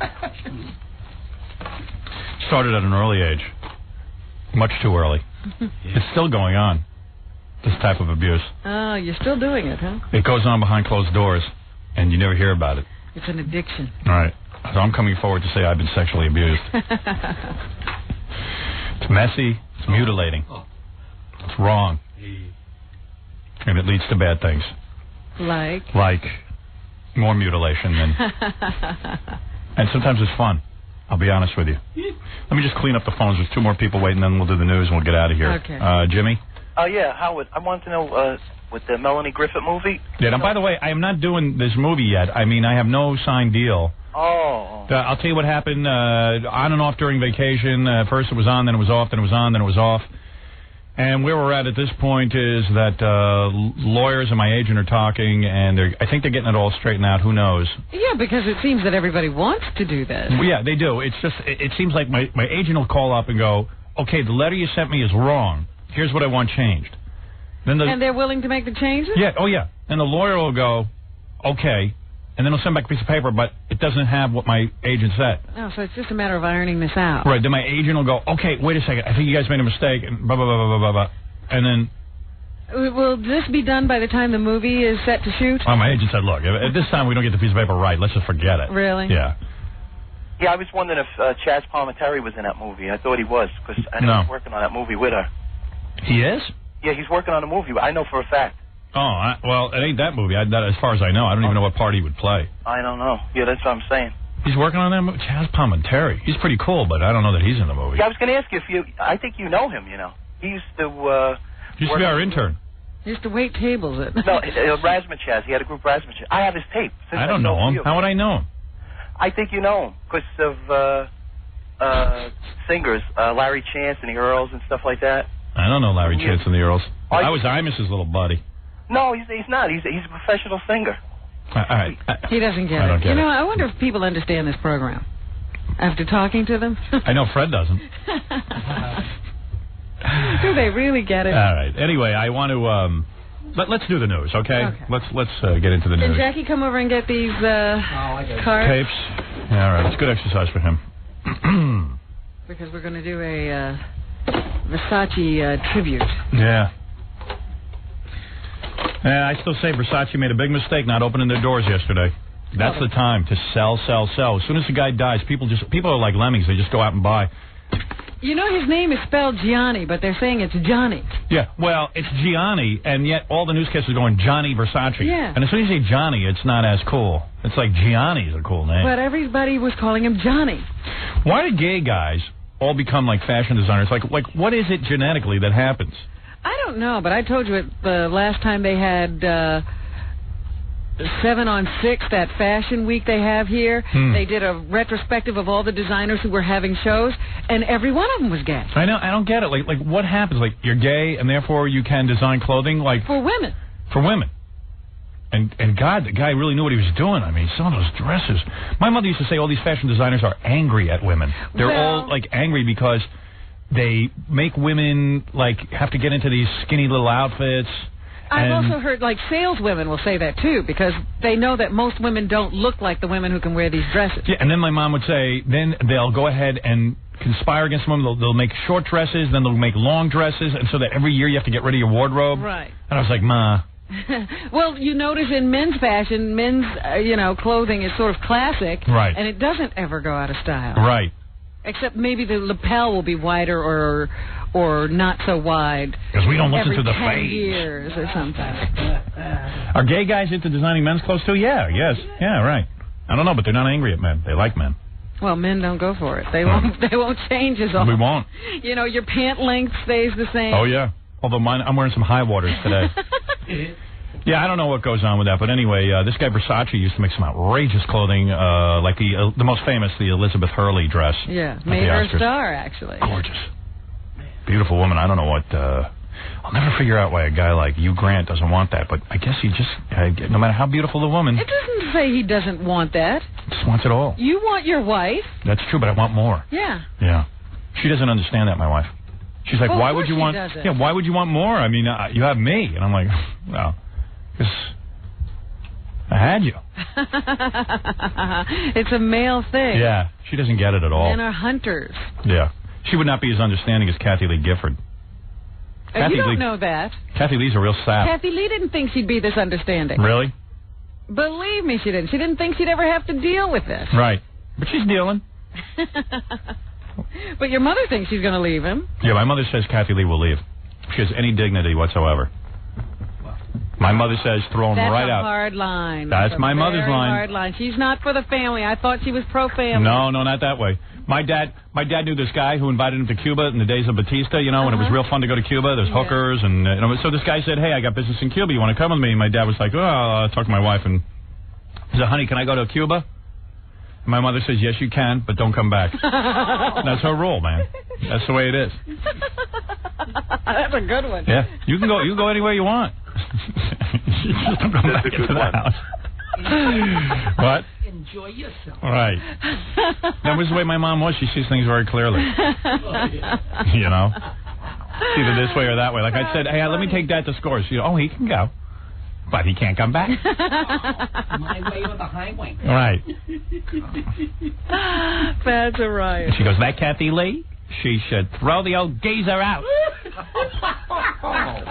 Well, in TV Guide today, or next week, they have a picture of Kathy Lee hugging her Frank, you know, and hanging all over him. And I said, yep, that was before. And this is now.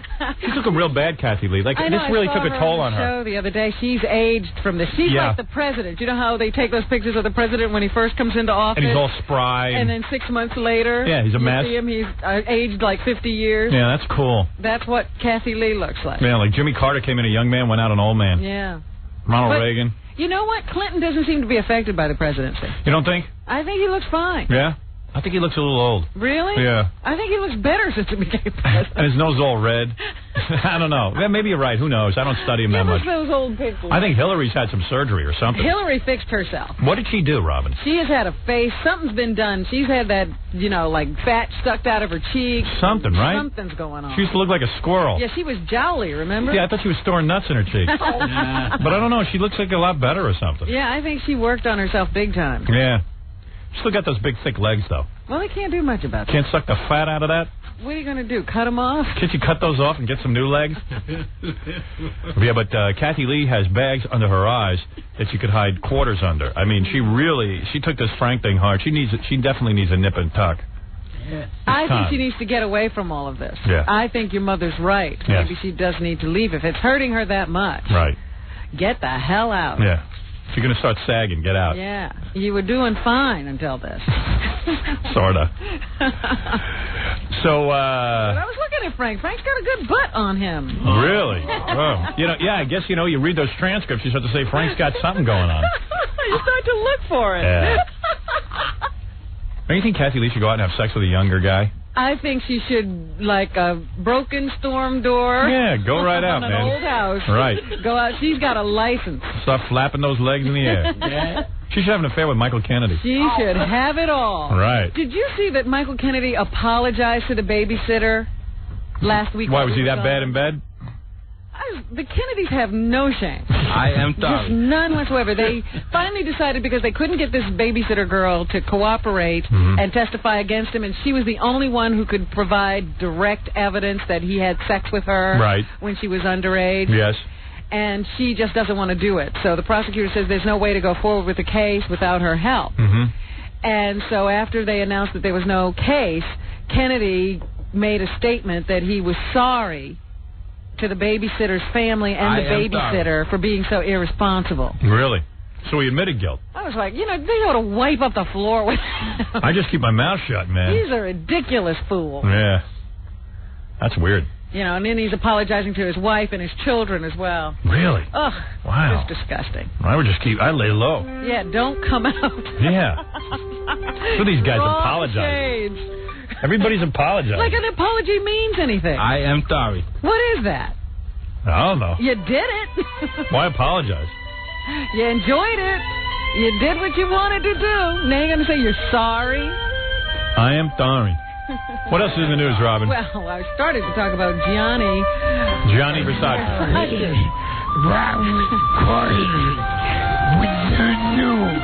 Say one thing, John F. Kennedy never apologized to anybody. No, he just kept going. Kept on going like the Energizer Bunny. Who's next?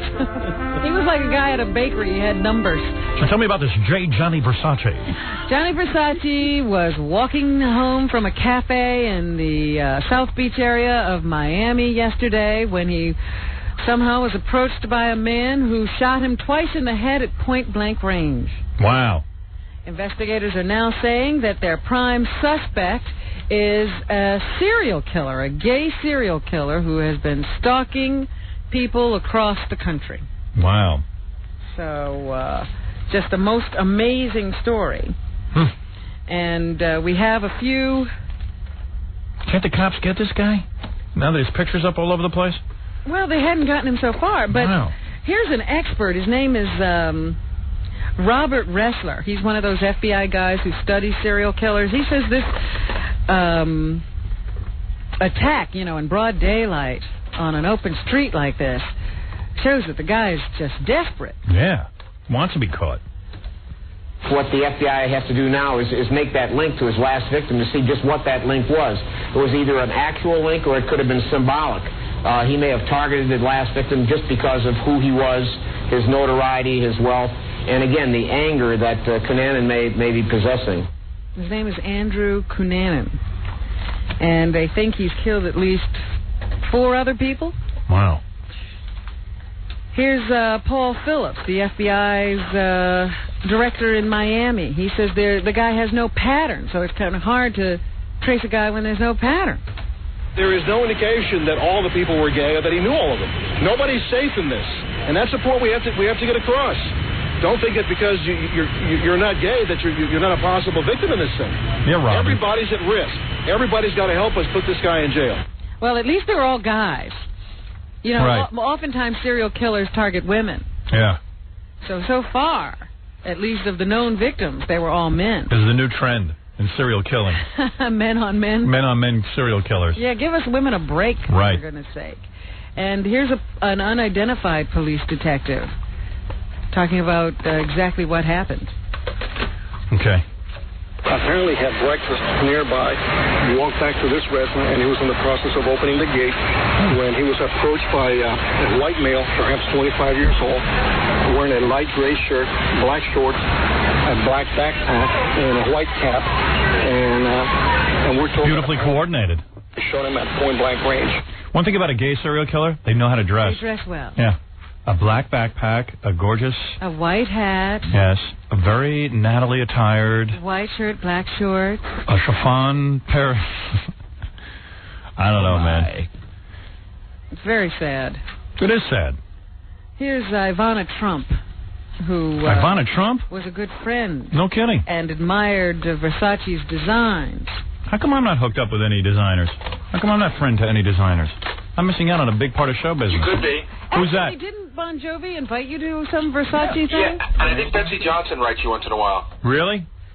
Yeah, she's invited you to her shows and stuff. Yeah, I'm going to go next time. Make sure I go next time. Okay. I want to be friends. Well, the one to be at was Versace. Yeah, Bon Jovi invited me to that. Yeah. What's he doing there? Apparently, Versace designed clothes for him. Really? John did ask for Versace. Really? Because I saw a picture of him on the newspaper, on TV last night, like Bon Jovi going to a Versace thing, and he's got a big cigarette in his mouth, looking kind of cool, and he's next to some hot chicks, and looks like he was going without his wife. How do guys get to do that? He invited you to. He was going without his wife. He was? Well, then my wife said, well, if you're going, I got to go. I go, no, you don't understand. I'm going to see models. You can take your wife to that. What? No, John used to do their after stuff. Oh, did he? I thought it was funny because on the news last night they said that Princess Di is devastated and that Lisa Marie Presley says he's a genius. And I thought they could have found somebody better than Lisa Marie. Presley? Well, it was short notice. Well, yeah, they had to scramble. You try and come up with celebrities. Today they'll have better people. Here's Ivana. Very much so young and jazzy and a little bit kinky at times, which is fine, which you get a little giggle out, and that's what was the difference from the other designers. We just go and sell you the nice, safe, nice black, little suit. Anybody blame Trump for dumping her? I was going to say, can't she speak English any better than that after all these It's like, what did you say? No wonder the Donald couldn't take it. Here's Ivana. Again, she says she'll miss Versace. He was fabulous with his family, always took care of them, he always just protected them and was nice, and on the end of the... Gay guys always take care of their mothers, right? Is that what she's talking about? Well, he had a sister he was, really into. Yeah. Donatella. He was a visionary man, and I just miss him terribly. And here's the guy from W Magazine. He's the chairman. His name is Patrick McCarthy. He says that Versace recently conquered a serious illness and was looking forward to his life. Johnny was sick the last year. He had cancer, which he beat. And he had So you call him Johnny? Yeah. He had a year-long bout with it, and he beat it. He was healthy. He was looking forward to life. Just imagine, you kick cancer. Wow. And they get shot on the street. And you say there's a God. Ugh, I did? I don't know. Somebody did. Fred. But there you go. All right. So now we're looking for a gay serial killer. We'll be back in a flash with some more for you. Sting. I got to get in this band.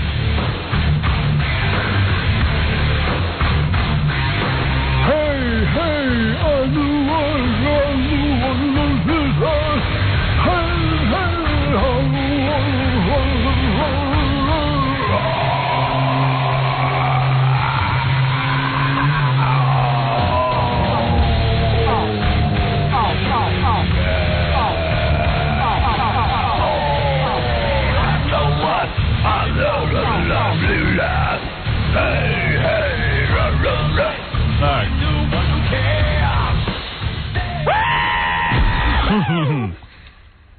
Man, I'm putting together a band, a legitimate band. Get on the road, yeah. What, are you going to be like Dog Star in your spare time? You're going to be a musician? Yeah, on weekends. Like Fred, he's got a band. Bunch of sales guys from Z100 and Fred. That's rock and roll. Yeah, man. That's living on the edge. Out there. Sales guys. And their rock and roll dreams. All right. Now, I don't know. Ever since I recorded with Rob Zombie, I got this big picture at home hanging on my wall. I'm me and Rob on MTV singing. Rob sent it to me. And that's gotten you inspired? Yeah, I got to get back out on the road. Fred's group is weird. It's him and a bunch of sales guys. And during their music breaks, they go out and make phone calls. And try to get calling clients? Yeah, they try to get advertisers. Hello, is this Snapple? Hi, I work at Z100. I know you advertise on the Howard Stern Show. I'm wondering if you'd like to buy some airtime on our station. I think it would complement your buy very nicely. Oh, I think the break is over. I got to get back. Hold it. I got to go. Fred's starting our next song. So go ahead, Robin. Wrap up the news. Go ahead. Do your thing. Bill Cosby took a stand yesterday. He is being sued by a woman who claims to be his daughter. Or he is charging a woman who claims to be his daughter with extortion. And yesterday he had to take a stand. He conceded under cross-examination yesterday that he once proposed taking a paternity test to determine whether he actually had an out-of-wedlock daughter, but then backed out at the last minute because he was afraid that he would be seen by some tabloid person going in for blood test with two women. And he didn't want the scandal to be revealed. Can't you take a blood test without being with two women? Doesn't he have private doctors who could do this for him? Of course he does. But he never wanted to take a blood test, so this woman was arranging for it on her own. That's what the deal is. I see. So he's never done it. He conceded that he once told Jackson he loved her and suggested going to Chicago for the paternity test. Well, now that the case is out in the open, why doesn't he take the paternity test so this girl can find out who her father is? Because he doesn't want to do anything for her now. Right. Now he's pissed because he spent about $100,000 on the girl, and she's still bugging him. Oh, gee. Hey, Bill. You know, no offense. This is a girl who's confused. She hasn't had a father figure. She thinks you're her father. Why don't you help her out if you care so much about kids? And now you don't want to do anything because, what, she grew up screwed up and she's trying to extort money out of you? Well, that's because she didn't have a father, probably. Yeah. Hey, dude, lighten up. Take the paternity test. Put the girl out of her misery if you care so much about people. And, you know, I'd want to know who my dad is. Especially if he was Bill Cosby. Yeah. I mean, how awful is that? You hit the lottery jackpot with a dad and he won't even speak to you. I might even be a little effed in the head if I knew that all your other kids are driving around in fancy cars and stuff. Cars that cost about as much as you ever spent on her in her life. Right. Nice contribution to the world, Mr. Nice Guy. Now, hey, maybe it's not your kid. But just find out. Give her a break. Yeah, then she could take her search elsewhere. Right. But they say that he even maintained such tight controls over her. He had veto power over her major subjects in school. Really? Why would he want that? Because he's a control freak?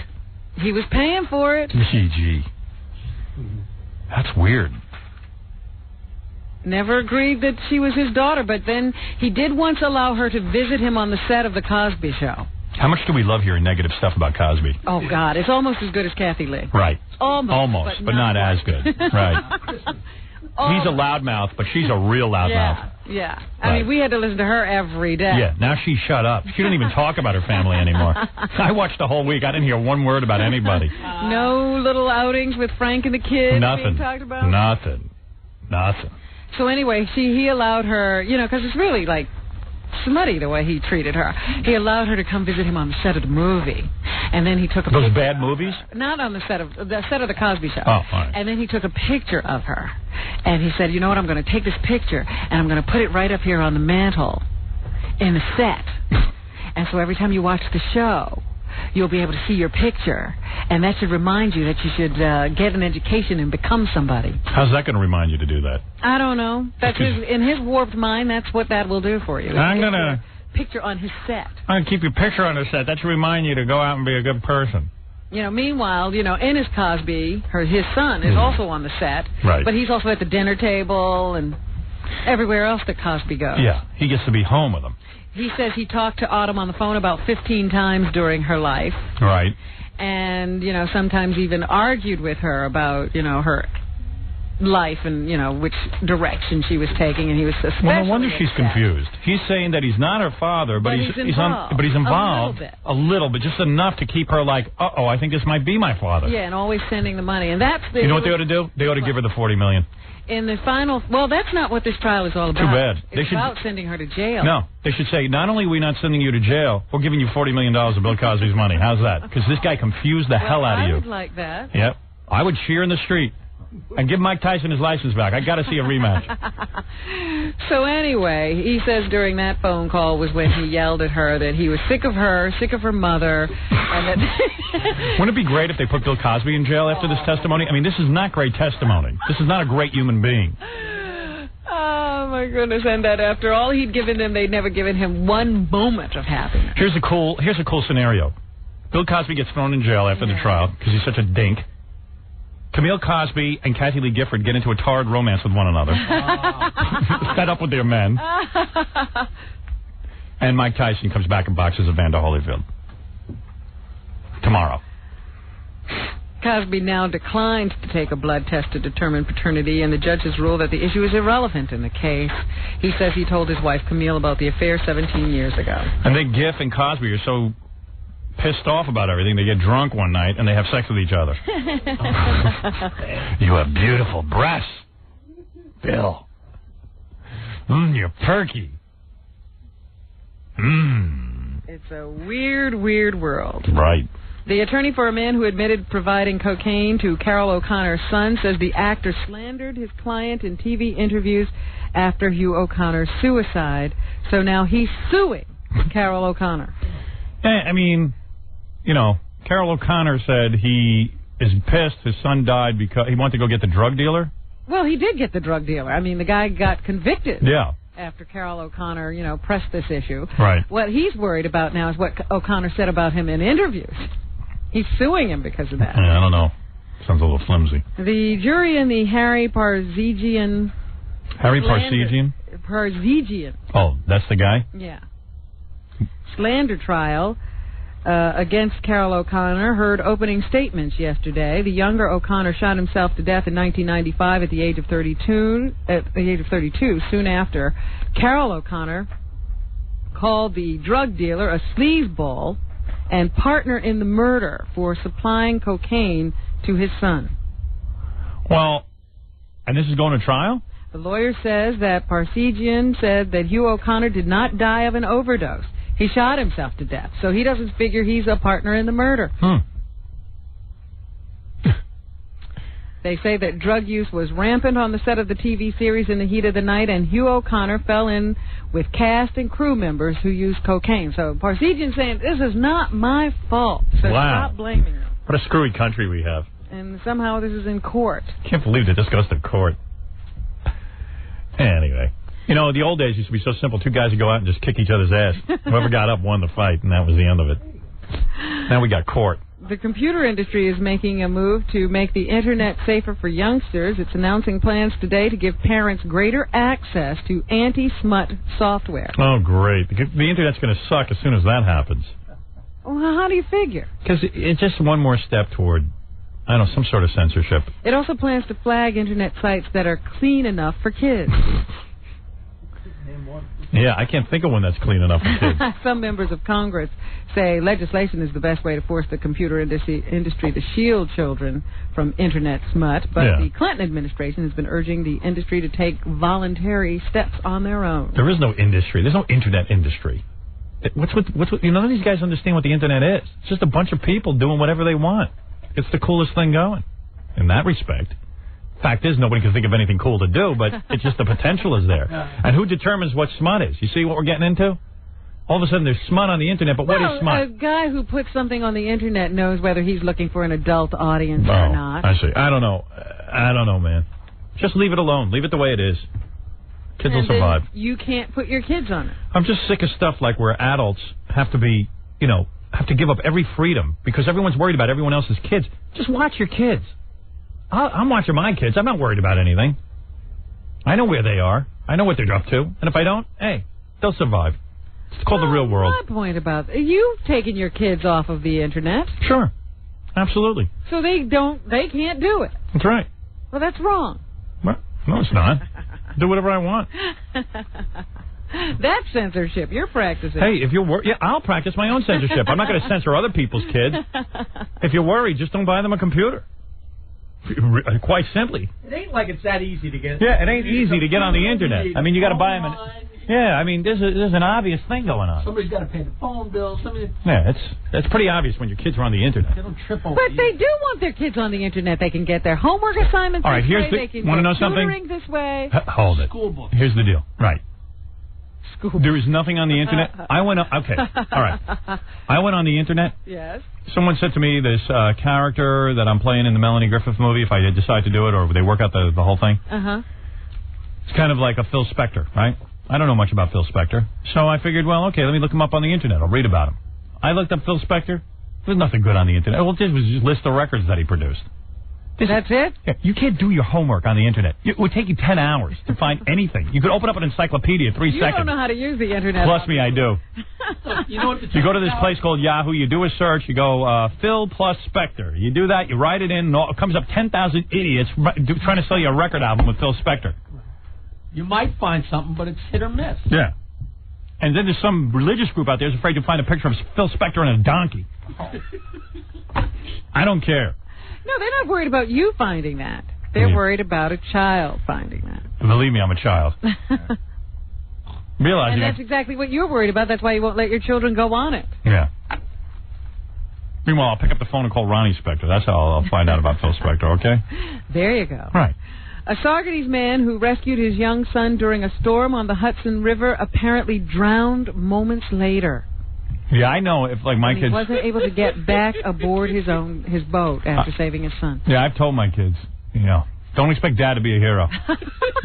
Try to play it safe in life. Oh no, you don't think this is a smart or a valiant man? Oh, he's very valiant. I'm just not one of those valiant guys. I know it. I'm not real brave. 31-year-old Richard Clark is believed to have drowned near the middle of the Hudson River off Claremont yesterday after rescuing his 10-year-old son Joey. Now, how would you feel if you were the son and you knew your dad died saving you? How did he get into the water anyway? I don't know. I don't know anything about it. Clark was boating with a friend, her 2 children, and his own son when the afternoon thunderstorm whipped into the area they were boating in, and the children were swimming by the boat when the storm hit. That's how it happened. Anybody? The other 2 children made it on board, but Joey couldn't handle the increasing waves. Why are you leaving your kid in the water that long? It was a flash storm again. That quick? Not for me, because I see a little cloud. I'm back at home. Yeah, I'm right. But these outdoor types. Yeah, nothing's going to happen. They got to see the rain. Yeah. Outdoor types. Clark dove in to help his son and managed to get him close enough to the boat before falling beneath the waves himself, and then he disappeared. Oh, stop that.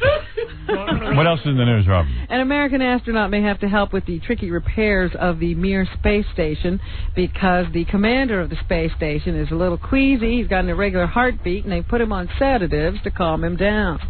Doesn't seem to be able to handle it. The convicted killer of 11 women in New York State is now a married man.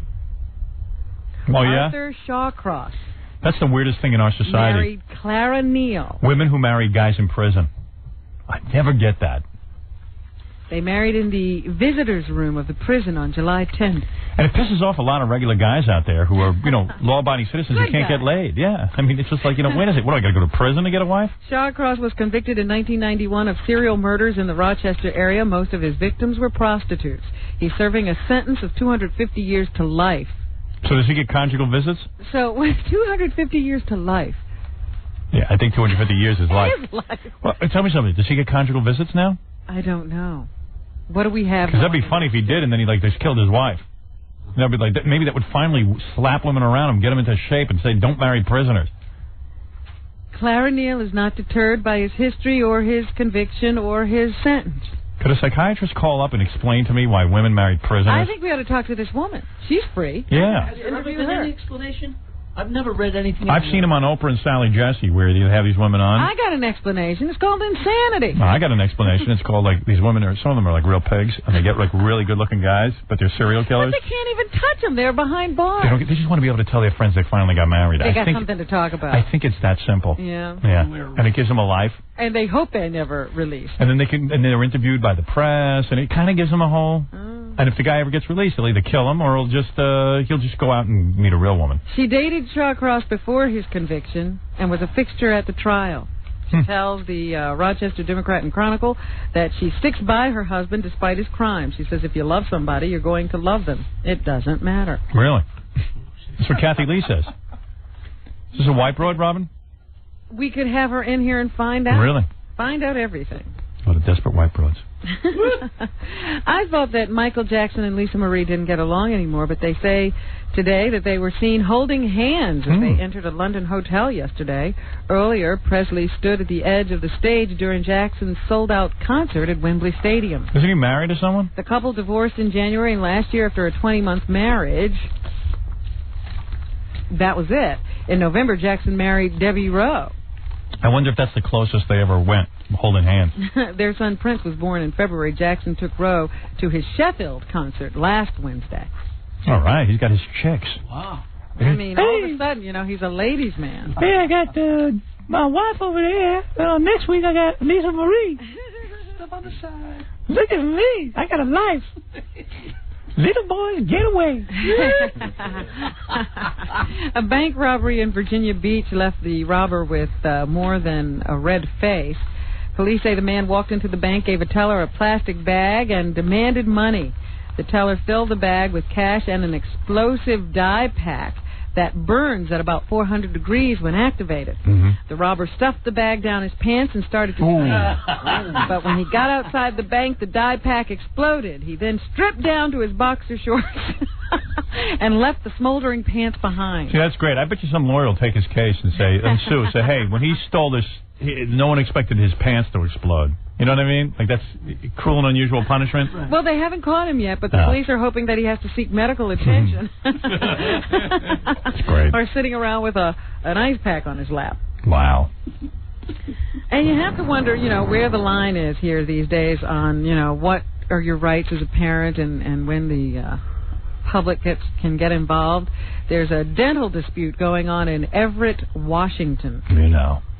A dentist says he alerted state authorities when a 10-year-old boy missed an appointment who had 3 bad cavities. Yeah. He said he contacted the mother after the appointment was missed, and she failed to get in touch with him, so he called the state. He thought this was kind of abusive. So he said that the kid had these 3 big cavities that needed to be filled, or he was going to lose his teeth. State investigators agree that serious decay can cause extreme pain, and they say the boy needs treatment. But the mother is furious. She says that her son was not in pain at the time he missed the appointment, and he missed the appointment because he was on a school trip. She did not reschedule an appointment right away because she was getting cancer treatment, and her husband was away. The boy's appointment has now been rescheduled. I know a woman has a cavity that I need to fill. Oh. You only know one woman? Personally, yes. Oh, okay. A Wayne, New Jersey junior high school principal has pleaded guilty to lewdness Wilfred Murphy was arrested and accused of masturbating in Rifle Camp Park in May. All he was doing is, what is he, a principal? Yeah. And he went to a park and masturbated? Rifle Camp. Yes. But not in front of people. Well, there were people in the park, I'm sure. How do you think he got arrested? That's against the law? Yes, you're not supposed to masturbate outside. God, this country sucks. You want people masturbating on every corner? Yes. That's my platform. Yes. Imagine if I ran for United States Senator. I bet you I'd win. Under a plea agreement, Murphy agreed to resign from his job. Wow. You know, you're a principal. What are you thinking? And also pay a $1,000 fine. Some guys have fetishes and they have compulsions and they've got to go do it. They can't help it. Even though you know your job is even going to be gone. I guess at that point you want to be caught. It feels so good. Yeah. Yeah. Drug. I need it outside sometimes. Barney the Purple Dinosaur often warns children about the dangers of fire, and now he can speak from experience. An actor portraying Barney had to be treated for... That's not a real dinosaur? I'm going to sue you for destroying that. They could sue all of us if we do this story. He was treated for inhaling smoke yesterday when a fan in his costume shorted out. Wow. Now, I didn't know they had equipped these costumes with fans. Wow. That's the news to me. The incident happened during taping of an episode in Irving, Texas. And he was in the costume and the fan caught fire? The fan shorted out, I guess, and smoke started. Wow. He became overwhelmed. You think they videotaped that? That's funny. Well, it was during a taping. And finally, remember... I guess it was a few months ago, I told you about a Miller Brewing employee who was sued by a woman because he told her about the Seinfeld episode where they talked about masturbation. Right, and he got sued for sexual harassment. And he got sued for sexual harassment, and he lost his job. Well, that guy then he was fired, I guess. Mm-hmm. Yeah, and he went back into court, and he sued the Miller Brewing Company for a wrongful dismissal. And he just won the case. Yeah, well, he should. I mean, we're getting so crazy that if a guy goes to work and says to someone, hey, I watched Seinfeld last night and they had this show about masturbation, a woman can file a complaint against you for sexual harassment, for saying masturbation in front of her. For talking. I mean, look, it's just, I know there's sexual harassment, I know it's a problem, but that's out of hand. And in fact, the jury was so upset about this case that he had asked for a certain amount of money. I forget exactly how much. They gave him more. They gave him more. They gave him $26 million. I mean, a company's got to understand, when a guy loses a job, it's about the most traumatic thing you can go through. So before you fire a guy for sexual harassment when he really isn't harassing anyone, you got to at least give a guy a break. At least hear him out. Here's a part of the episode that got him into trouble. No. Great. Let's see if we can get into trouble. Play this for all the women at work today. What do you expect when your name rhymes with a part of the female anatomy? Oh! Dolores! Oh, that's what it was. The masturbation episode. It was the female anatomy episode. Yeah, he couldn't remember a girl's name. Oh. So, obviously her name rhymed with clitoris. Yeah. So he was screaming, Dolores, Dolores. Ah! And a woman got upset about that. Jeez. Well, please. Where'd she grow up, on a farm? She wouldn't have been upset if she had grown up on a farm. Right, she might have known. All right. That's what's happening. Jackie the Jokeman Martling, your filthy joke page and everything going on, your two filthy and funny CDs, the one dedicated to your father. To his father. That's right. There's two filthy funny CDs that are dedicated to Pops. Sergeant Pecker and the Joke Man, only $12 plus $4 shipping and handling. Also on cassette, buy two, get one free. Call 1-800-323-KING. It's a very touching thing that Jackie did. I didn't know he had that kind of a big heart. You know? Touch this. Friday, August 8th, 2 shows at the Vic Theater. Will those shows in Chicago? Will those shows be dedicated to anyone? Yes, to you. Thank you. The memory of you after I strangle you. For more information and nasty jokes, visit jokeland.com. The Vic Theater in Chicago. Jackie's first visit to the Chicago area. Is that true? That's right. Selling very fast on President. I would expect so with all of your fans nationwide. They've never gotten a Jackie experience. Oh, you got to go to a Jackie show. You're not going to believe it. You going to sell them all your garbage? All the crap will be with me. How much does it cost to get him to a place like this? You know, when he has to move that entire store. It's not. What do? You fly all your junk out there? Yes, ox cart. Wow. No, really, what do? Do you send it out there ahead of time? No, I don't know if I'll be taking my stuff. You pack a duffel bag? I didn't take anything to Washington, and there were a lot of complaints. Wow. One. From Jackie. Yeah, you see in Chicago, when Jackie shows up, he's got a whole bunch of knickknacks he sells. You gotta take them. Crap he makes in his basement. He's on the phone here all day making it. I don't make them in the basement. Hey, if I get the T-shirt, but I want a high-quality shirt. How much more? What? All right, to make the crappy shirt. Same one. Yeah. Now, is that all cotton? Or is that a cotton poly mix? He's the Johnny Versace of junk. Hey, be careful. I'm thinking of branching out into cups. Like Jackie Cups with a funny joke on the back. What's the size of that print, and how much more does that cost? But, Nancy has a new font. Nothing I can argue with yet. Also, Fred, you doing anything? You appearing anywhere? Yeah, I think someplace in Nanuet. Nanuet, Saturday night. If I can just remember the name of the place, it would be helpful. Okay. 40s. 40s? 40s in Nanuet. Scott the engineer, 718-BAG-5040. Hire him. I'm not smoking. So far. Get him to smoke. And, of course, Steve the Gorilla Gorillo, 718. Oh, no, that's a different number. Steve the Gorilla Gorillo's in Grandma Sylvia's funeral. And blah, blah, blah. I got a couple more spots to do, and then Fred will do the rest of the plugs.